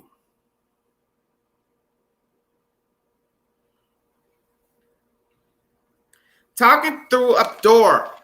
Banfield asked that about if the people were passed out. This is before we got information about Ethan being in a floor or a doorway that the roommates found, if we're to believe that allegation. So Banfield doesn't know, and this mother doesn't know. She's probably hearing stuff from other people and not really inquiring. So was Ethan lying out in the kitchen, walkway, hallway, doorway? At some point, Banfield should have realized that this woman did not know anything. And Banfield should inquire to somebody who was laid out and how the kids discovered Ethan. Have you all retrieved your daughter's belongings? She said no. And don't know when they'll be able to go in to retrieve the items.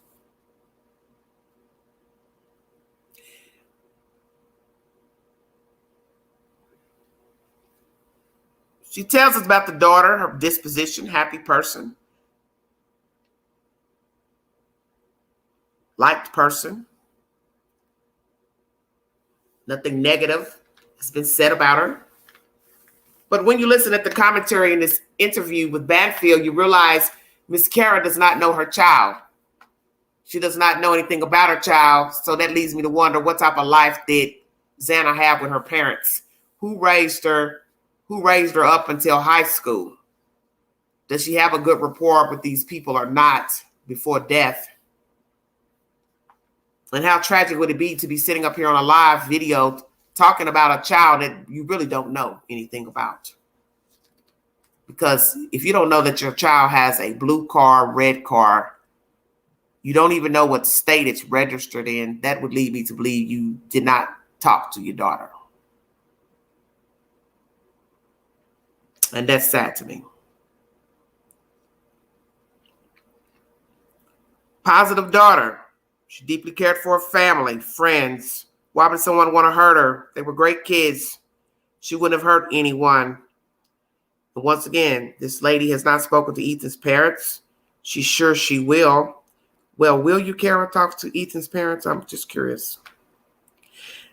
Was his house a target or the kids? She believes it was personal, not the house. She believes the kids were the target. The children were best friends like family, tight-knit. How could it not be that they were targeted? She was asked about Kaylee moving out. She didn't have any information to that. She referred to Banfield asking the family about that situation.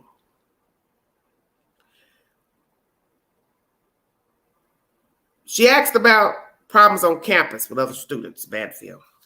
And Cara responds pertaining to the stalker. It wouldn't surprise me that any of them had stalkers. You know, pretty girls, attractive girls.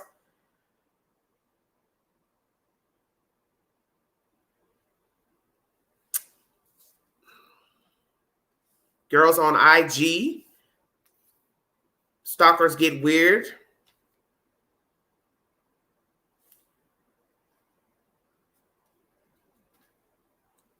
She believes they trusted somebody.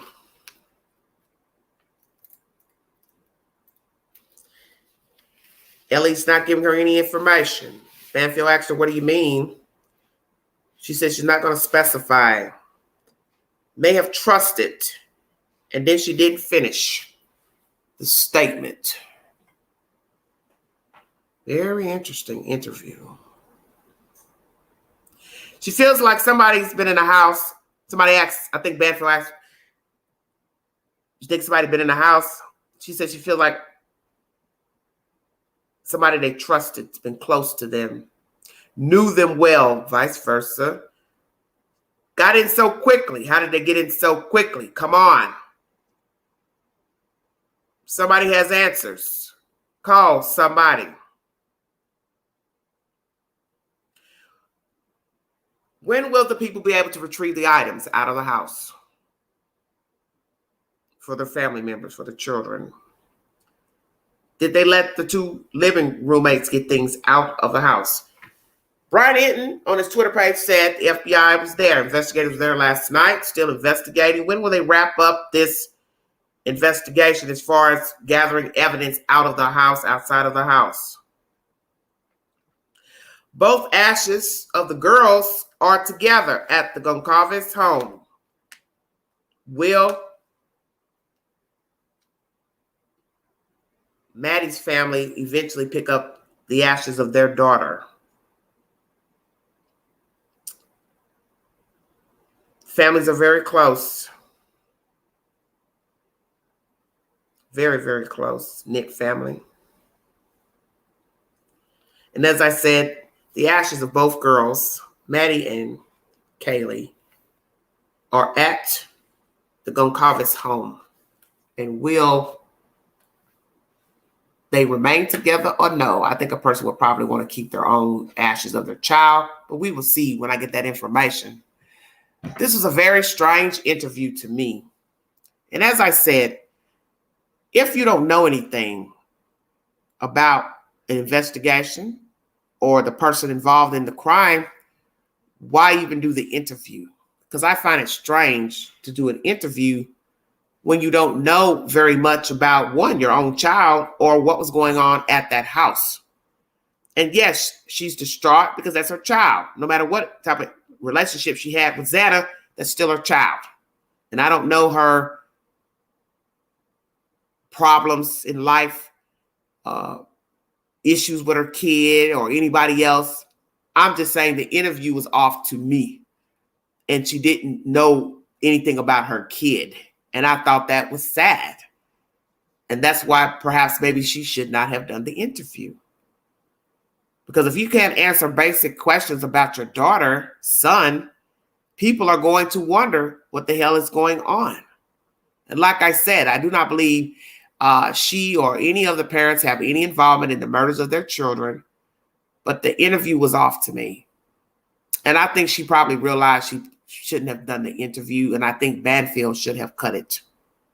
But everything's about ratings and money. That's just the way it is. This is such a tragic story. 4 lives snuffed out. People throwing daggers and accusations at random people that you do not know what is going on. And I also heard that that young guy, Mr. Reagan, has given DNA to the police willingly. So only a fool would give DNA knowing they are the suspect. This is a hot butter mess. Yes, I think the interview hurt her. Yes, I agree. The link was in the chat if you wanted to give your opinion pertaining to this interview. If not, I will close this live out to prepare for live number 2, which will be Nancy Grace.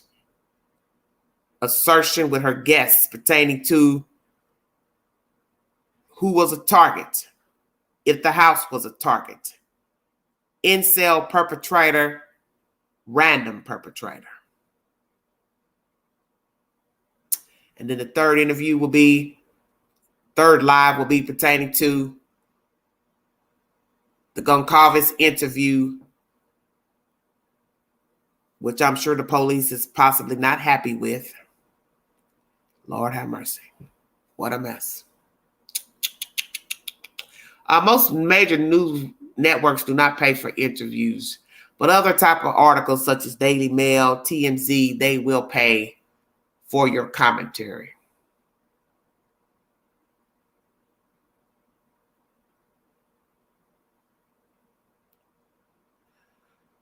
What a mess. What a hot butter mess. Today I will be giving you 3 live streams back to back pertaining to this crime. If there's nobody that has any opinion pertaining to this interview with Miss Cara, I will check out of here.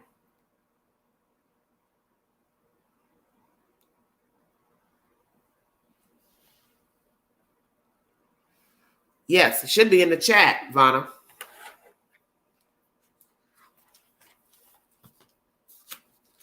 Because I don't want to intermingle the subjects together. I want to do each live per subject because I didn't want to talk about all the stuff that's happened in the past day in one live stream. I'd rather do each subject matter per live stream. I thought it would be easier.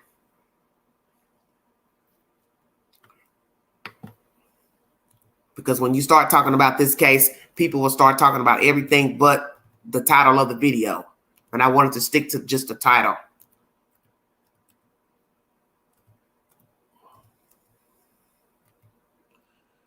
One second.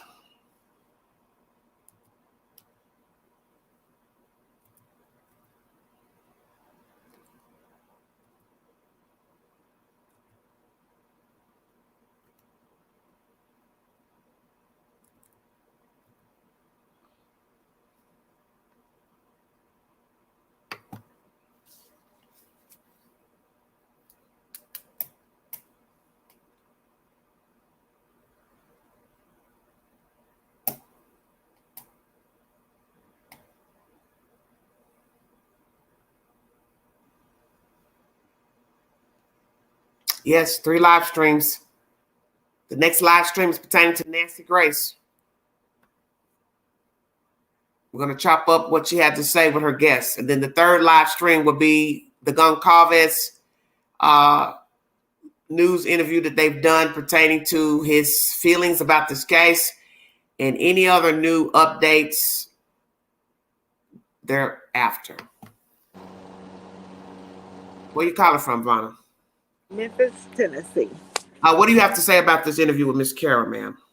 I just don't understand why she doesn't know anything about her daughter. Because when my kids went to college, all their roommates, I had their number. I asked for their cell phone number, their parents' number, the address, just in case.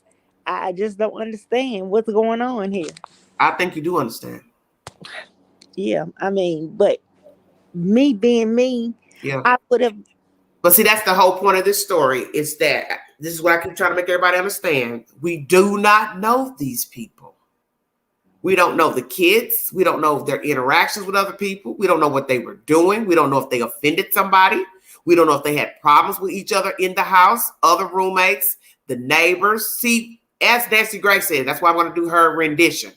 When you start working your way out, that thing just balloons because you don't even know what's going on because look where they lived. Rows of houses, apartments. It could be anybody, anything.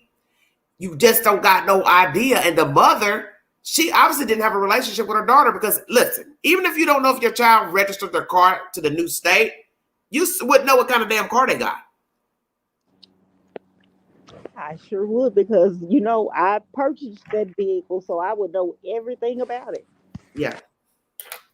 My daughter, my baby daughter, when she, I think it was her last year at UT, and she got this stalker, and he didn't know that she had moved, and he was trying to find. Do you know he drove all the way to Memphis, knocked on my door,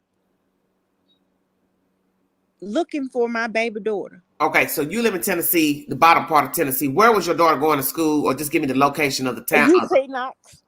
Huh? UT Knox. Oh, where I am. Uh-huh. So that's a long drive. Yes.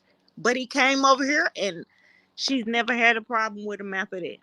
So was she dating this guy? No, she had her Instagram open to the public. Yeah, dangerous. Well, that's how that girl in Houston last year got killed. Very beautiful girl, posted to Instagram, and the killer from Florida drove all the way from Florida to Texas, broke into her townhouse. I do not know how he broke into her townhouse because they will show you, the setup of the townhouse, how it's got the parking like in the back, and then it's got an overhang to where you can park your car under like a tin roof thing. And I think they also had wooden fences around the property, around the back part, which would be like, your little patio, whatever. So you have to ask yourself, how did he get in? One, how did he know where she was in Texas? Two, how did he get into the property to break in?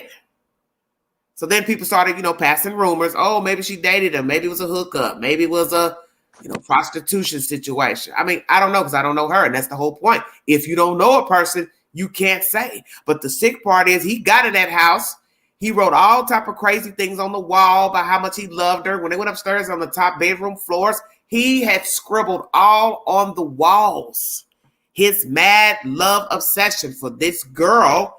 And when her father couldn't reach her, he made it to that townhouse. They found her, I think, in the entryway near the bottom of the stairs. He had strangled her. And when she moved off of campus at UT, she lived in these new condos, and I think it was like the first one was a 5-bedroom.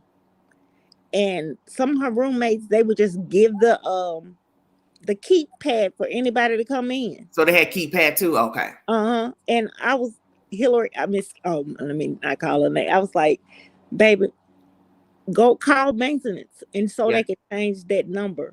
Yeah. There's no point, but there's no point in changing it because they would go back out and do the same thing. You're changing the code for nothing. You know what I'm saying? Because they're going to still go give it to somebody else right after you change it. Well, they didn't in her count because she's very vocal and she's going to make her point.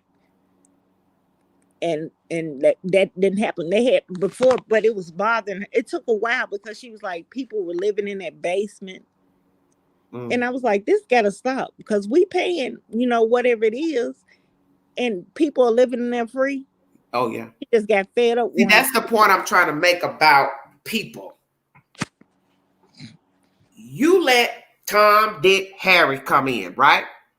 Now, you're talking about 5 to 6 people in the house, all doing the same or 2 doing the same. That can be a problem because somebody is not going to like the traffic flow. Who's to say that the 2 girls or one or somebody didn't like all the excessive partying and people coming in and out, giving the codes out? Because there's a reason you all got your doors locked, because naturally you don't want nobody stealing your stuff. People are going to have different friends and associates, gatherings. You don't want people roaming the house, going into your rooms. But I personally would never live like that.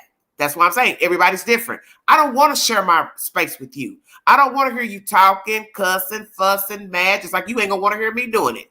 What kind of privacy are you having? When you invite a guy over and you don't want to be in your room, let's say you want to be in an open room that's a living room. Well, maybe I wanted to sit in there and watch the TV. See where I'm going with that? Mm-hmm. It's too much, but it's what you would tolerate too. Some people can tolerate living in an open space like that, sharing food, refrigerator, microwave, stove, common areas. I cannot. I didn't do it, and I wouldn't do it now. I don't want to share nothing with nobody because I know this is how a jump off comes. Somebody gets offended at somebody's noise, a dog, the company, people running in and out. Somebody ain't cleaning up. Somebody ate the last steak or Doritos. See where I'm going? Mm-hmm. So how you work all that out with one kitchen? I mean, I want everybody to think about that. One kitchen for 5 to 6 people. So how do you work that out without falling out and having a disagreement or hair pulling match? My baby girl, she went through it. I mean, they didn't get food, so I didn't hear what you said. They didn't do what? I said that the other roommates would not get food, so they eat her food. But that only happened once. Okay, but that's what I'm saying. How is that going to work when people have company over? So let's say your mother, brother come into town, they hungry. See where I'm going? Somebody want to go in the refrigerator. You think somebody actually just going to keep saying, don't touch that meat. That's Susie. Don't touch that soda. That's Rhonda's. You see where I'm going? Yeah. How in the world could you work that out? Well, my baby girl, she did it. Okay. She did it. You know, I was a little scared, but, you know, she had to handle it on her own. Yeah. But when her stuff, and I understand it's cheaper because kids don't make a lot of money at that time in college, so they would have to split the rent with others. But I don't think it's a good idea because you're putting different people. This is worse to me than me having one roommate in college. You're now sharing it with 4 or 5 other people. That's dangerous. That's very dangerous because you don't know when there's going to be a jump off. And it don't take much for people to fall out. Yeah. Because right now we have 4 dead people and we don't have no idea who the suspect is and what was the target, who was the target, the house being the target, which makes no sense to me. How does a house be a target? It's sickening. Well, let me ask you this. Do you think she should have done the interview with Banfield? No, she shouldn't have did the interview. Yeah. If you don't know anything about your child, yeah, you shouldn't get on there and make yourself look bad. Yeah. I know if I was going through that, some questions I probably couldn't answer because I was, you know, grieving. At the house. Well, if you ain't been to the house, you can't answer nothing about the house. No way. She hadn't even been to the house. She really couldn't tell you nothing but, you know, the disposition of her daughter. But as far as anything pertaining to the house, she can't tell you. I'm wondering if she even knows exactly where the house is. You understand what I'm saying? It doesn't sound like she knew anything about it. Yeah. Wow. And I you know, my kids are grown now, but I still, if they're going out the country with somebody, give me everybody's phone number. Yeah. I have so many friends' numbers in my phone. A lot of people aren't vigilant like that. Even if they do care for their kids, they're not in their business to be asking for roommates' telephone numbers, boyfriends' telephone numbers. That's just the way we are. We're in a different world because, one, we have different type of people raising children. Like I was telling a girlfriend of mine yesterday, we have young people raising children. That's why you have so many problems with children in their rearing because they are being raised by another child. An 18-year-old trying to have a kid today, that's like, to me, a 12-year-old having a kid. You know what I'm saying? The mindset is like, if you're still immature, you don't know anything about the world, how are you going to rear a baby into an adult? You can't. You just can't. You have. It's like rolling the dice that the child going to be all right and turn out okay. But if you all into this modern stuff going on in the world, you all into TikTok videos and drop it like it's hot with your toddler. Yeah, I was telling Chris Storms about that. You understand what I'm saying? Mm-hmm. Filming your kids doing the hoochie coochie at 2. watching your 10-year-old lock, pop, and drop it. That's why the world is the way it is right now. And I was like, you have to make. I said, you can't have your Instagram open for the whole world to see. But she realized that once she got the stalker. Yeah. But he Well, can't. your stalker also can be somebody that is cool with you, that you let in as a friend, Facebook friend, IG friend. You know what I mean? Well, this guy, by me, I was a police. I was working then. I'm retired now, but I did background checks and find out who he was, Yeah. and because I couldn't take it. I wasn't going to arrest if she was in danger. But Yeah. luckily, she was. I think she went to spring break in Florida that year, and he came to my address, Okay. and I haven't heard from him since, and she hasn't either. Cause I'm like, I know, I knew what So I she knew never what he knew looked him. like. She never knew him, met him, dated him, had a fling, Never, nothing. never. Well, how did he? But this is what I want to say. How in the world would he get the address to your house? I don't know. How did he get that? I don't know. I think it was like he found her Facebook page, and I think he had her phone number. She had a phone number on Facebook. Listen, Where you put your yeah, phone I number, know it, and that's why I don't. That's why I tell people that I don't like all them questions they want you to fill in. and That's, he could she knew he was calling her, but she had blocked him. So I guess he did some research, and by her being on my line, he started calling me. yeah, because if the information is accurate, which you have to pay for it. Mm-hmm. If it does give list of relatives and your number, address, it wouldn't take nothing to now have that address, Google it, and then show up, watch the house, see if your face matches profiles on Facebook, her Facebook page. You can be found. I think that's obvious. Anybody can be found. Just like I tell people, you have to be careful when you go live, live streams. You may sit, Mm-hmm. let's say you sit at a coffee house and you're going live and you're telling people, yeah, I'm over here on 15th Street. This is my favorite place. Well, I'm going to use deduction that you live near that place. You understand what I mean? Uh-huh. Especially if you go live there often. Because the first thing I'm going to say is, I don't think they would be going way across town to go live at a coffee house. They live near that coffee house. So now all I have to do is go to the coffee house and sit and wait to see if I see you. Now you're going in or coming out. The rest is history. I got my prey. I found my prey. Now I'm going to follow the prey home. Yeah. It's just sad. It's really sad. Yeah, because people are always wanting information. Trying to find you. Even people be asking you questions like, "Oh, did you move? Do you still live over here?" And I'm one of the type of people, whether I like you or not, I really don't need to tell you where I stay. You don't need to have no exact location of the town, and you definitely don't need the damn address. I might tell you, yeah, I live in Knoxville, but that don't mean I actually stay there. That's what you think, because that's what I told you. Mm-hmm. But you need to be careful about telling people anything today, because we have sick people out here. Very sick. Yeah. And he just came up to the door, and I'm like, especially living in small towns. Small towns are worse.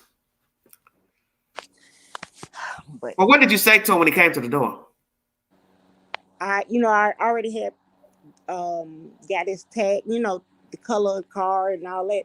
So I'm like, I looked out out the window, and I'm like, is that guy? And I went to the front door and I peeped, and I was, oh, okay. So I went back in my bedroom and got my protection, and called 911. And by time, but when he saw what I had, he was gone. He was gone. I don't understand. So what you're saying? He knocked on the door. You opened the door, or you didn't open the door?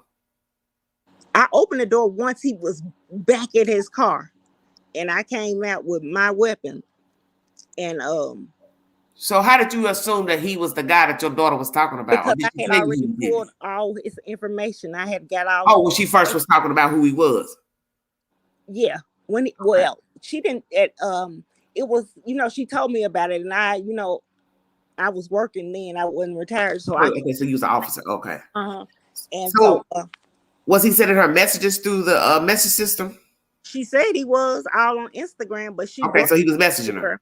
her. Okay. And I So, guess he knew they was. I guess I don't even know. He went to UT too, and I guess he thought she was gonna be home for. oh, so let me ask you this: where did he live? He was originally from South Carolina. Okay, so his home was South Carolina. He's following her on IG, fascinated. It's break. What break was it that they were on? It was spring break. So he assumed she went home. See, that's a fool. She could have went to Florida, anywhere. She did go. Say what? She was in Florida. Okay, but I know college kids. That's why I said, who would just show up at somebody's house and not assume that they could have went anywhere?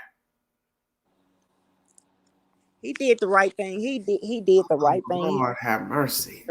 Damn, that's crazy. Was he black, white, or another race? Black.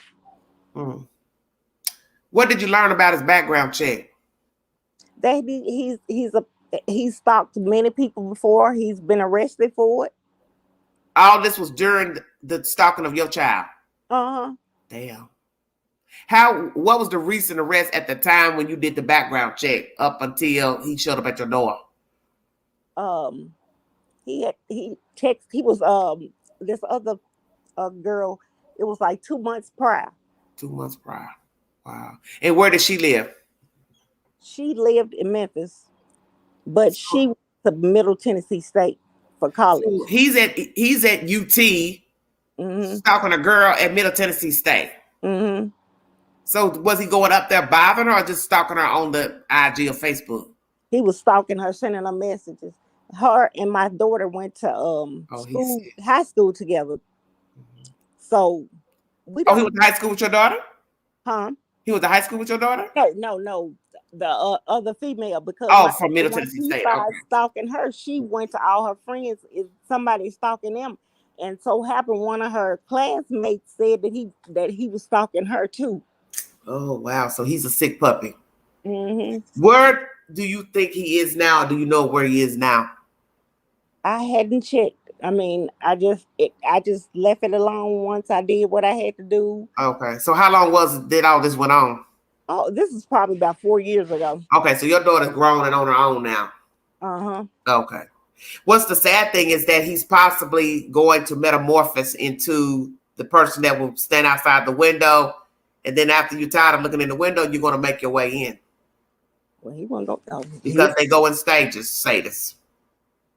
Well, I'm glad that because that's how it starts. You know what I'm saying? If he's listen, you stalking people, making comments on the page. Now I'm messaging you. Then you're blocking me. Now I'm doing my research to try to find you. The fact that he drove hours from Knoxville, Tennessee to Memphis means he's a dangerous person. Yes. Because to go somewhere without any knowledge that the person is there, and the fact that he did not know her, she did not converse with him, means he's a loaded pistol. And it's only a matter there will be a jump off if there hasn't been one already. I really think you should go back in and see what he's been doing. Just to see. Because don't ever think they don't resurface. You understand? Because he now knows where you live if you live in the same house. Yeah, stay here. So don't ever think that they ain't kept that person in mind. And especially if he's gotten in trouble, who do you think the first person he's going to think about? Me. Exactly. Wow. Well, I just pray. But she's not there anymore. Okay, she's in another area. Yeah, because that's good. Only went to you ain't got to tell me where she's gone. Went on and moved to Elizabeth, and I was telling you she was in Elizabeth, Tennessee. We didn't have any problems there. You was where in Tennessee? She went to another college in Elizabeth. I mean, what's the town by Johnson City? Yeah. Elizabethan. Real small. Yes. Yeah, but see, she could easily be found there because that's itty bitty. No, you know what? I really enjoyed that place because I stayed with all that's pretty up there. Johnson City, ETSU, all that's pretty small, but if she gets the wrong person, such as that again, it wouldn't be hard to find her. because Oh, people talk, people he's people moved talk in somewhere small else now. towns and they tell stuff. Well, she's still around, but she's not that far up in Tennessee. She's graduated. So what you're saying is she lives still in Tennessee, working. Okay. Yes. Yeah, I'd be very careful because if she's in a really small town, people in small towns talk. No, And all it takes is for him to get an address, he or anybody else. So people talk. That's why people go on people's Facebook Messenger to their friends and be asking, hey, you know this person, you know anything about them, blah, blah, blah, sending a picture. People start chit-chatting. All you need is the wrong person to start chit-chatting. Yeah, I know her. She live over there on such and such street. Because people talk. That's how it's easy to be found. You ain't got to pay the site to get nobody's phone number and address. All you got to do is if they got an open damn page, you see who liking and talking, that's all the ammunition you need. Then you go in their messenger and say, hey, I'm a friend of theirs. I was trying to get in contact with them. I ain't seen them in a while. Do you know where they live? All you need is a walkie-talkie. Mm-hmm. And I told them all. They were like, "You always? Why are you so paranoid? Why are you paranoid?" I said, "It's not that I'm paranoid. I mean, I guess it was my job, but yeah, I ain't trust nobody." Oh yeah.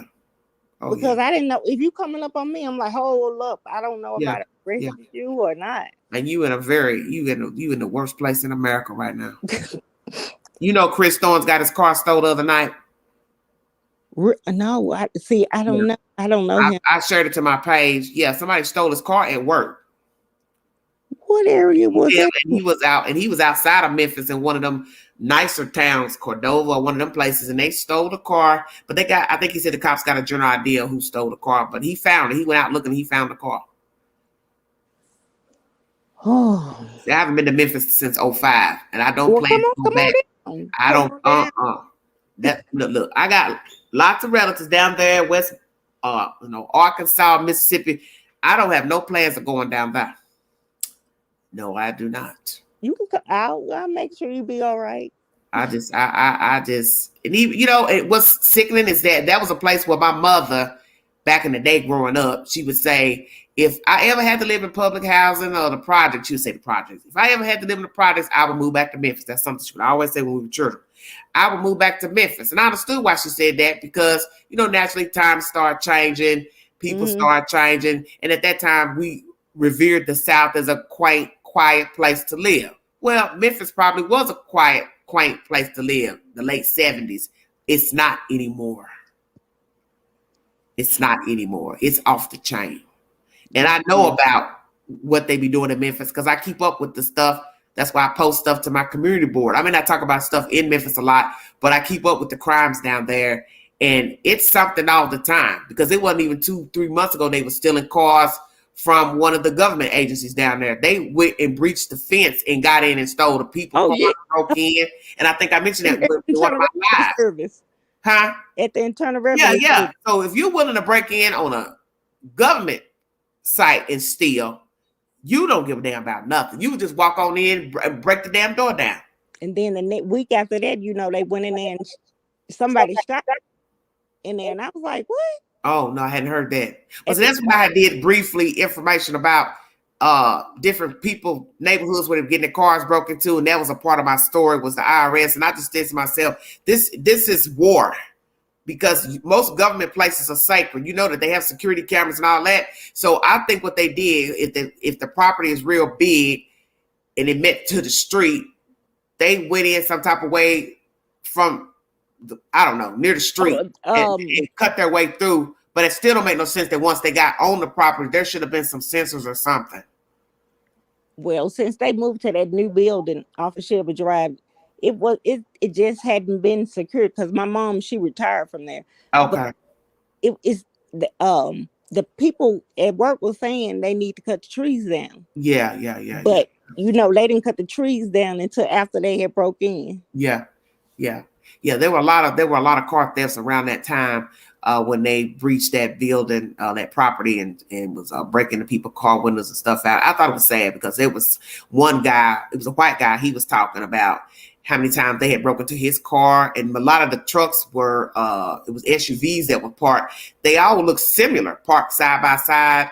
So I guess people were like, well, we got a whole bunch to choose from. And you know, once you get your car broken in 2 times, he already said he was moving. I think he was moving up to Nashville. Some people was like, hell, you ain't getting ready to go nowhere better. I mean, I don't know how bad it is in Nashville, but I guess he felt like, well, it don't matter. I won't be here.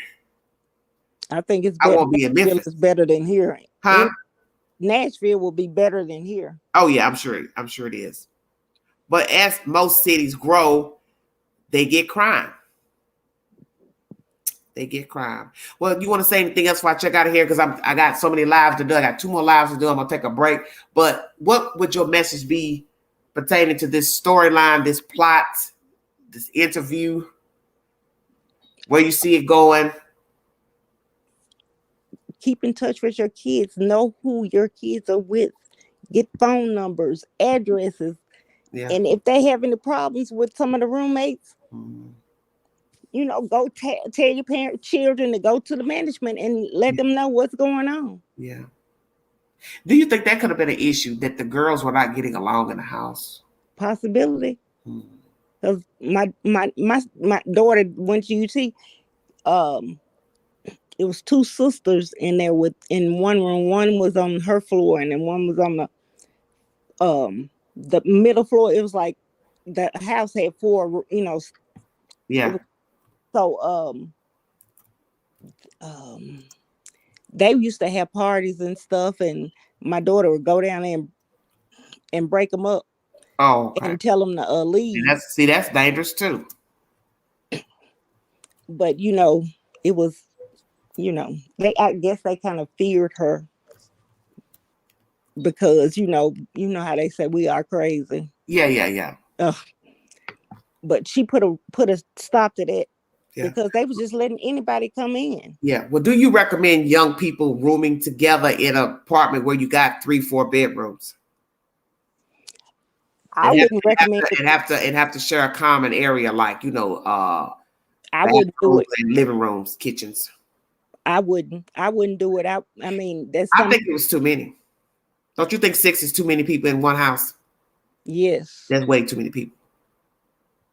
Yes, and then, it's way too many. And then how big the house was, that was dangerous. That was, I'm telling you, when I saw the house, heard how many rooms it had, I said this was a recipe for disaster, a recipe waiting to happen. Not even necessarily murder, just anything, a disagreement, somebody gets to fighting, somebody calls somebody over to fight somebody, theft. Because see, I always think of theft first, because you can't trust everybody. Even if you like the people, you think you're cool with them, but then you room together, you might start seeing some tendencies that you didn't know that they had because you never lived with them. And I'm wondering, how could you get that many people to live together? 5, 6 people, that's a lot of people. Oh, it sure is. It's a lot. And you know, just different people. Just, I mean, different walks of life. I wouldn't recommend that. But you know, that's what my daughter wanted to do, and I supported her. Yeah, because you have to live your life and find out. On your own, because we all had to do it. We all had to do things and didn't listen to what somebody instructed or thought was best for us. So you got to teach yourself. But I personally, because of the type of person I am, I like my privacy. I like to come in and do what I want. I might want to wake up and go to the kitchen with just my underwear and bra on. You can't do that in a house that you don't know who's going to be coming and going with the company, even though it's all girls, but the girl could have a friend over. The girl could have her parents visiting. So you can't just walk around the house in just your underwear. You understand what I mean? Mm-hmm. You got to always be on guard. And I don't care what anybody says. A bunch of people living together. I don't care if it's all girls, it's guys and girls, it's family members. Something will be a jump off because all it takes is for one person to get offended by something somebody said, something somebody did. Somebody didn't shut a door. Somebody didn't close a window. Somebody didn't pick up after themselves. Didn't wash the dishes. Anything. Yeah, anything. And I wondered, how long did the girls live in that house together? That's something I'd like to know. And if I'm going to live with someone, it's sure not going to be a whole lot of females. Yeah, 5 to 6 people is pushing it. So now that we learned that the 6th roommate was not there, They had been gone months before. I'm wondering why that was even brought up. I'm You know, wondering when was the last time a female was there living in the house with them? but Or did they have a 6th roommate? that police department is so jacked up. Uh-huh. I mean, to me, it would have been like, okay, these are their cars. Those cars would have got removed that day. Mm-hmm. I mean, they Yeah, I just don't think they should have sat there. I think that with the moment that they decided to call the FBI in, that was your move to get the cars gone. Because now you got other resources to come in and do the evidentiary material on the cars. Them sitting there that long, like they said, I'm gonna bring that information too. Who's to say, as Nancy Grace and somebody said, that the perpetrator didn't pee on the tire or pee on the car. You don't know. So now you gotta wait for somebody to go over all the cars. And you didn't sit up here and let the snow get on that car. Yeah. Should have never let it. Yeah, the car should have been gone. I agree with that. The car should have been I'm gone. like, they have messed this whole case up. Yeah. Lord have mercy. Yes, they could take his sisters. I noticed that about the girls, especially when they put them eyelashes on. They wore them fake eyelashes.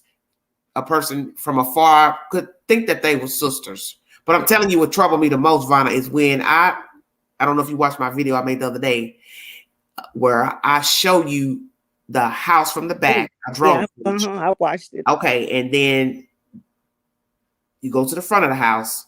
You have all those windows facing their driveway. That just freaked me out because I never saw what was across the street. I only saw the view of the apartment building to the right, and then the houses to the left, and then the houses behind their house.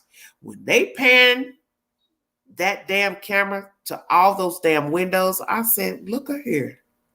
Look at all of these windows.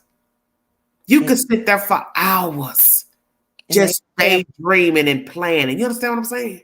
And they didn't have any curtains, some of them. Curtains. And the top windows, I didn't see any curtains. I think there was some on the bottom. I just really hate it for them, their parents. And people don't think about things like that. Not having curtains, not having, blinds. You need curtains, you need blinds. I advise you to have both. And you turn them inside out. That way they don't infiltrate light as so you can see through the blinds, because people like to put them down the way they're supposed to be turned down, but you can see through them that way. And then if you don't have them installed all the way into the window, you can see through them through the, on the side of the light. Mm-hmm. They're not put all the way close up to the window, because a lot of people don't install blinds all the way in.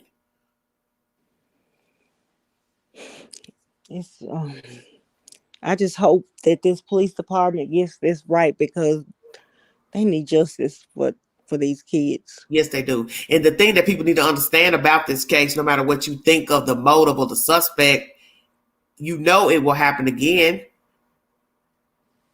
because a lot of people are copycats. They watch. We've seen it time and time again with serial killers, sadists, rapists. Mm-hmm. And that's the ultimate fear, is knowing that somebody's going to be vulnerable again. Yes. And they are going to be somewhere, whether it's in a house, apartment, whatever, shopping, and somebody's going to try them. Yeah, that's what I try to tell my girls. Please look to your left, look to your right, see what's going on. Yeah, because people don't like to think that they're going to be a victim. Because, a lot of young people are very honorary. They talk real ignorant.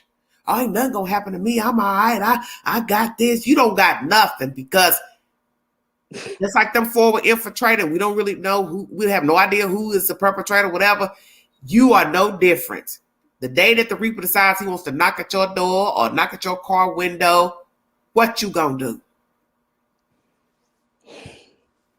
It's easy to say what I will do. But just like right now, you go into a deep sleep. You don't have no guarantee you're going to wake up when glass hits the floor, whether it be carpet or tile, that you're going to wake up. You sure don't. Because in deep sleep, you probably won't wake up. And the reason why we know that people don't hear nothing in deep sleep is because when there were miniature earthquakes, a storm, somebody called your phone and said, what? Girl, did you hear that storm last night? And most people will say, I didn't. You understand what I'm saying? Mm-hmm.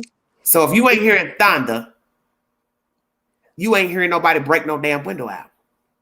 Because the other night it was, it was bad here, and my neighbor, the lightning hit his tree, and my husband like, I heard it when it hit the tree, and I was like, you didn't hear it? I'm like, I was Yeah. asleep. I guess I'm like, oh, I'm gonna have to be, but I can't help, I'm sleeping hard, but I tried to go to sleep a little early because I was like, this storm is gonna come in. I don't, the tornado. Yeah. But he was like, he heard the lightning hit the tree, and I was Yeah. like, oh, I hadn't heard anything. Well, see, and that's my point. When you in deep sleep, I think it's rare that you hear anything going on outside, whether it be somebody knocking at your door, knocking on somebody else's door, somebody a phone ringing in another room. It's all the same. Thunder outside, the dump truck coming through, or work truck coming through. You hear me? Ambulance. You hear all the time people say, "Oh, I didn't hear anything." So it depends on if you're a sound sleeper or not. But at some point, you do fall into a deep sleep. Yeah, you sure do. You do. I don't care how long it takes you to go to sleep. Eventually, you fall into a deep sleep, and that is when you don't hear anything. So the world could be falling apart outside, and you haven't heard anything. And the fact that these girls were on the bottom level, you hear Cara asking about that. Did they hear anything? Did they hear anything? Well, you have to ask yourself how the house is made. Are the walls sound or not? All the way in the basement, there's no way you're going to tell me they will possibly hear anything on the third floor. Maybe the second, if there's some bumping around or some thrashing around, but not on the third. And you had me laughing when you said, if the dog could talk. Oh. Well, I keeps it real. Yeah. Why say that? Like, the dog would bark. So I'm looking at this person. I didn't want to be mean, but I could have got real ignorant and said, you don't even know what kind of car your daughter, and you worried about a damn dog barking. And what if my dog, he not, if the doorbell rings, yeah, he's not answering the door. So he's trained to not even, if the doorbell, somebody rings the doorbell, we're not going to the door. They can't come over my house and not let me know, because you would not get in here. Yeah. But see, we don't know what kind of dog it was. We don't know the temperament of the dog. I don't even know where the dog was located. Whose dog are we speaking of? Which girl had the dog? You see what I'm saying? Mm-hmm. Who knows that the dog was wandering around the house on its own? See, you don't know those things. And as I said, the dog can't talk and tell you nothing. The dead can't tell you nothing. So that goes back to, did the girls have security cameras inside of the house or their rooms? Now, that would be very interesting to know if the girls had hidden cameras in the house or in their bedrooms. Yeah. Now, imagine that. Or somebody had a camera in their room. Hopefully the landlord has some cameras somewhere. Yeah. And due to the fact that you had that many people living in a house, there should have been cameras on the property anyway. The landlord should have had security cameras and had access to watch them. And because now I just would tear the house down, because I wouldn't rent it. I wouldn't stay there. Whoever he is that owns it, he knows he can't sell that house. He knows he can't sell that house. Well, because I just wouldn't want the image of knowing what took place in there. Even if you remodeled it, the imagery is still there. You still know that somebody was on the property, got in some kind of way. Either they were let in, given a key pad or whatever, or not broke in, but maybe went through a window that was open or a door that was open. And all those apartments behind, it looked like a lot of apartments. That's a brick building sitting up there. Don't know how many it holds. But what's even more baffling besides that is all the other places surrounding it. People had a bullseye view of the property on every side of the house. Front, back, side. So it wouldn't matter where a window was. Somebody could just sit and watch. Literally just sit at their damn window and watch people come and go. Whether it was the back of the house or the side of the house. I was really shocked when I saw this morning. I'm like, what? Oh, yeah. I think everybody needs to see that to show you. They ain't had to have no problems with nobody nowhere else. Right there on that street, you had a whole lot of eyes that could sit and just gawk and watch them come and go and wait for them to come and go out of there. Didn't even have to go outside and pretend to walk a dog or nothing. Just sit and look out the window. And God forbid you get a telescope. Who keeps saying microscope? Get a telescope. Somebody ain't got no damn curtains up. We just sit there for hours. If they stupid enough to keep going by a damn window, half dressed, dancing, talking, whatever. There's no way in the world I'm gonna have my bedroom with no damn curtains and blinds. How are you changing your clothes when you get out the shower? You understand what I'm saying? You got to walk by the window, don't you? You would, in my house, you would not asking have for lights on. But you're asking for trouble with windows open and no damn curtains and blinds. It's dangerous. I don't care if you live in the city, a small town. I don't care if your house neighbor is somebody else's. I don't care where you live. You could live way out in the middle of nowhere in a big fancy house, like the modern houses got glass all the way through and no nothing. Mm-hmm. I ain't getting to live like that because you don't know who can just sit there and gawk at you all damn day and watch you walk around from room to room.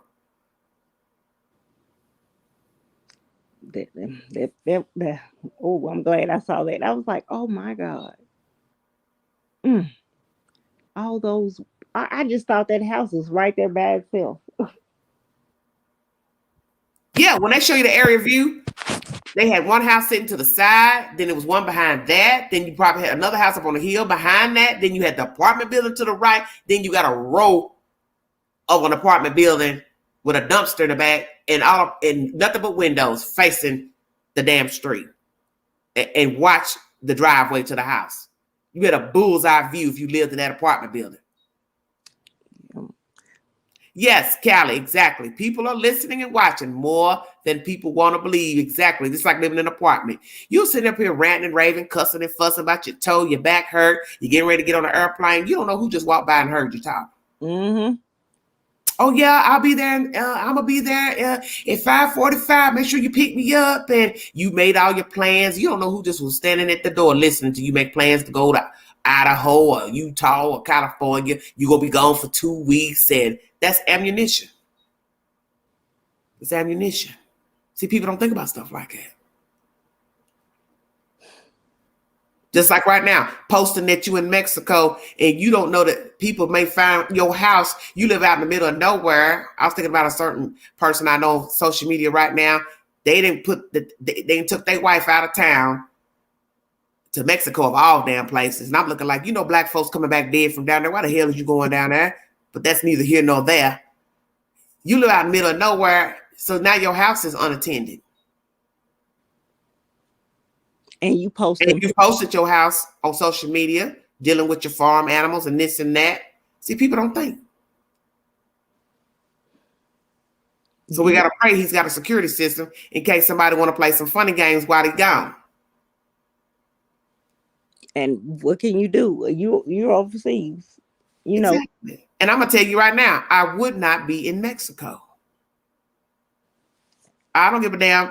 If those kids did plot on her down there in Shanquella, 3 came back dead to Virginia. Mm-hmm. And we don't know what killed them kids that I know of, them young folks. Those 2 guys in it. We still know. I'm not going. That's what I'm saying. So those are 2 separate cases of African Americans down there that didn't make it back. Walking. So why am I going to take my black tail down there? I won't be down there. Yeah. I know somebody right now posted social media celebrating my such and such birthday down here. I thought, well, you crazy. You must got a real cheap $20 ticket down there. Oh, because after these deaths, they probably got tickets that cost $15 to fly round trip. Get you a round trip ticket to Mexico for $50 because your ass ain't coming back. Like you check in, but you don't check out. Yeah, you're right. Because when they had that stuff going on, Americans being killed in DR. Yeah. My oldest daughter, she was like, "Oh, it's so cheap," and I got a $150 round trip. Mm-hmm. But I had to talk to her and my mother. I'm like, "Why are you going over there?" And people are coming up. They're not coming back. They're dead. Yeah. There's no way I would go down there. And I would be leery of going any place foreign where there's a lot of strife and famine and people are poor because the people are desperate. And desperate people do desperate things. Because like I said, you don't have an answer to what happened to the other 3 black people down there. I wouldn't go down there. But I would not go down there. For what? You don't know if they were poisoned. What? And then some other people that went over there to what? Jamaica, Bahamas, a white couple. They were older. They had a travel business outside of Knoxville. They did because they went over there and got deathly ill. And I ain't heard no answer to what happened to them. And some other people that got sick too. So who's to say they ain't looking and realizing, oh, they're Americans. Let's put something in their food or their drink. Well, they won't have to worry about me because I'm not going anywhere for a while. Pink Fox, very good point. I'm very glad you said that in the chat. People driving with bumper stickers of where their kids go to school, what type of dog they have, how many children they have. Yes. Let me tell you, the neighborhood I live in is kind of mixed. It's got apartments. It's got older homes that are like Georgian style. Then they got TikTok little houses, custom built houses at the end of the street. It's mixed up. Apartments, all mixed up. Mm-hmm. Around the corner from me, there's some people that have just like upgraded their houses and made them into like spectacular homes. I mean, like gorgeous. Got like the mother suite on the back. I mean, they went all out.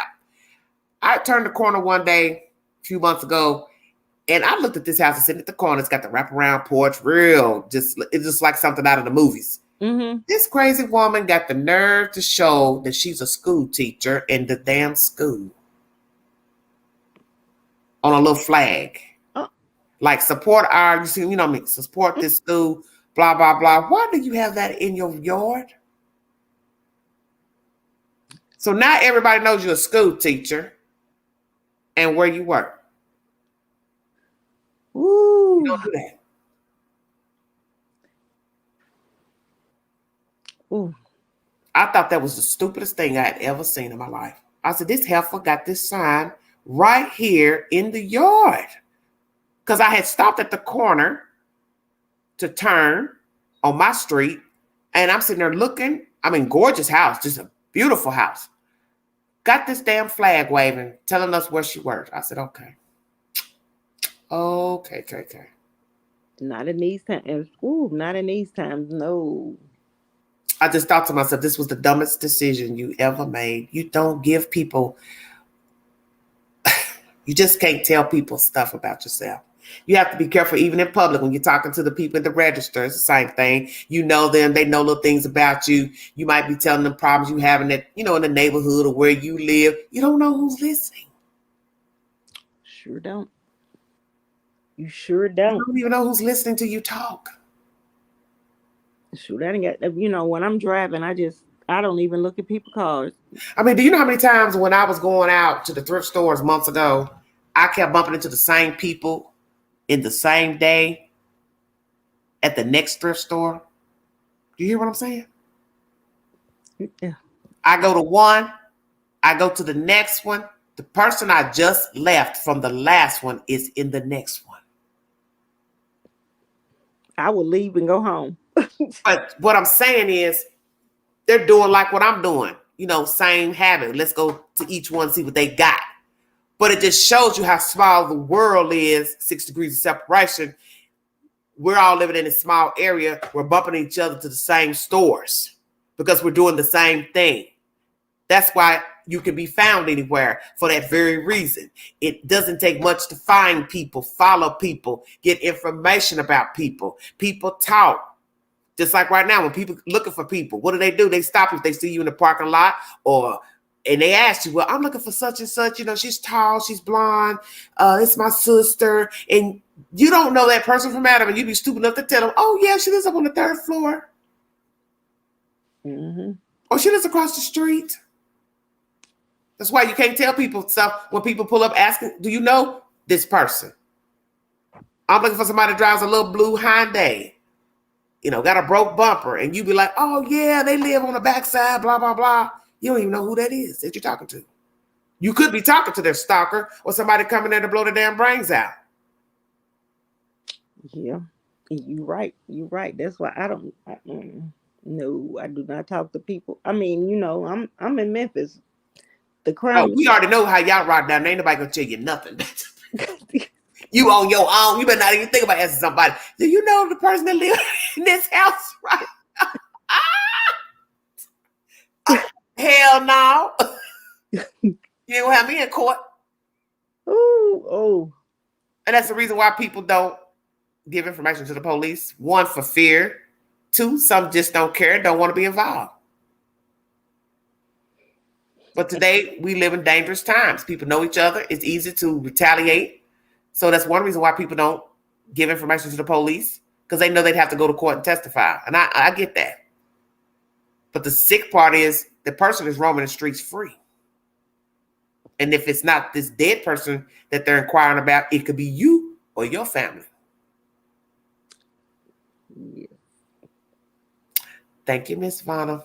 Okay. Well, I'm gonna try to catch you on the next one. I hope I can Yeah, I'm getting ready to do a little tummy break and eat a little something, and then I will come back on, and the next one will be Nancy Grace and her law officials that will be on that panel.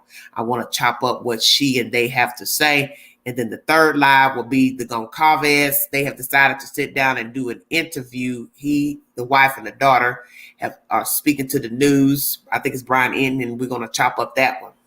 Okay. So it'll be 2 more lives after this one. Okay. Thank you so much. Have a good one. You too, honey. Blessings. Oh, happy holidays. Thank you all so much for joining me. If you'd like to donate to this great network, $Beganji129 Cash App. All stickers and chats are welcome. Thank you for your time. I appreciate you all listening to this live number 1 pertaining to Miss Cara, the mother of the late Zana'S. She gave her best information she could to Banfield. It was a very odd interview because in this interview, you realize that Miss Cara doesn't know very much about her daughter, which I think is so very sad, especially due to the fact that her daughter was brutally murdered and no longer alive. And naturally, she's upset, distraught, wants justice, but I do believe she needs to be more vocal in gathering information about her daughter, because you're not going to know anything until you open your mouth and ask questions. And you have every right to ask because this is your child. So prayers to their family, all the families.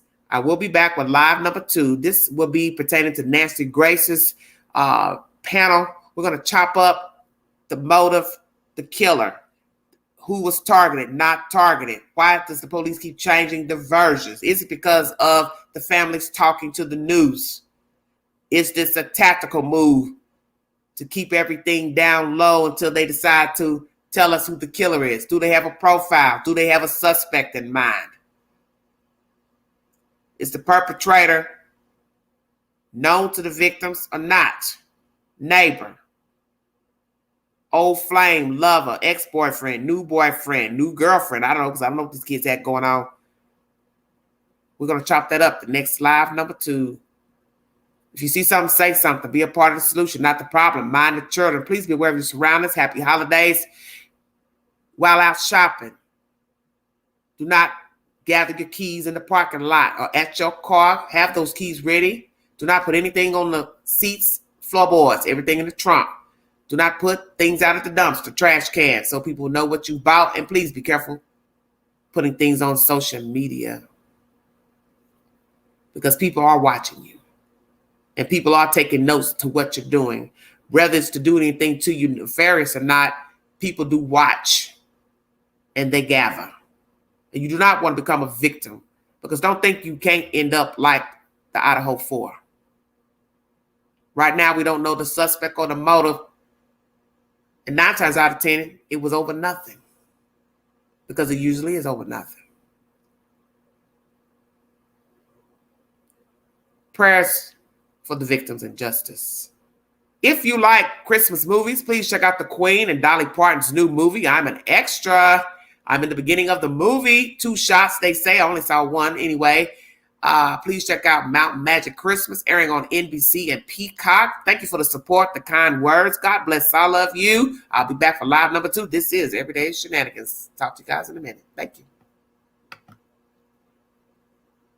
All information is on my community page via the YouTube queue if you need verification. Thank you, sweetie.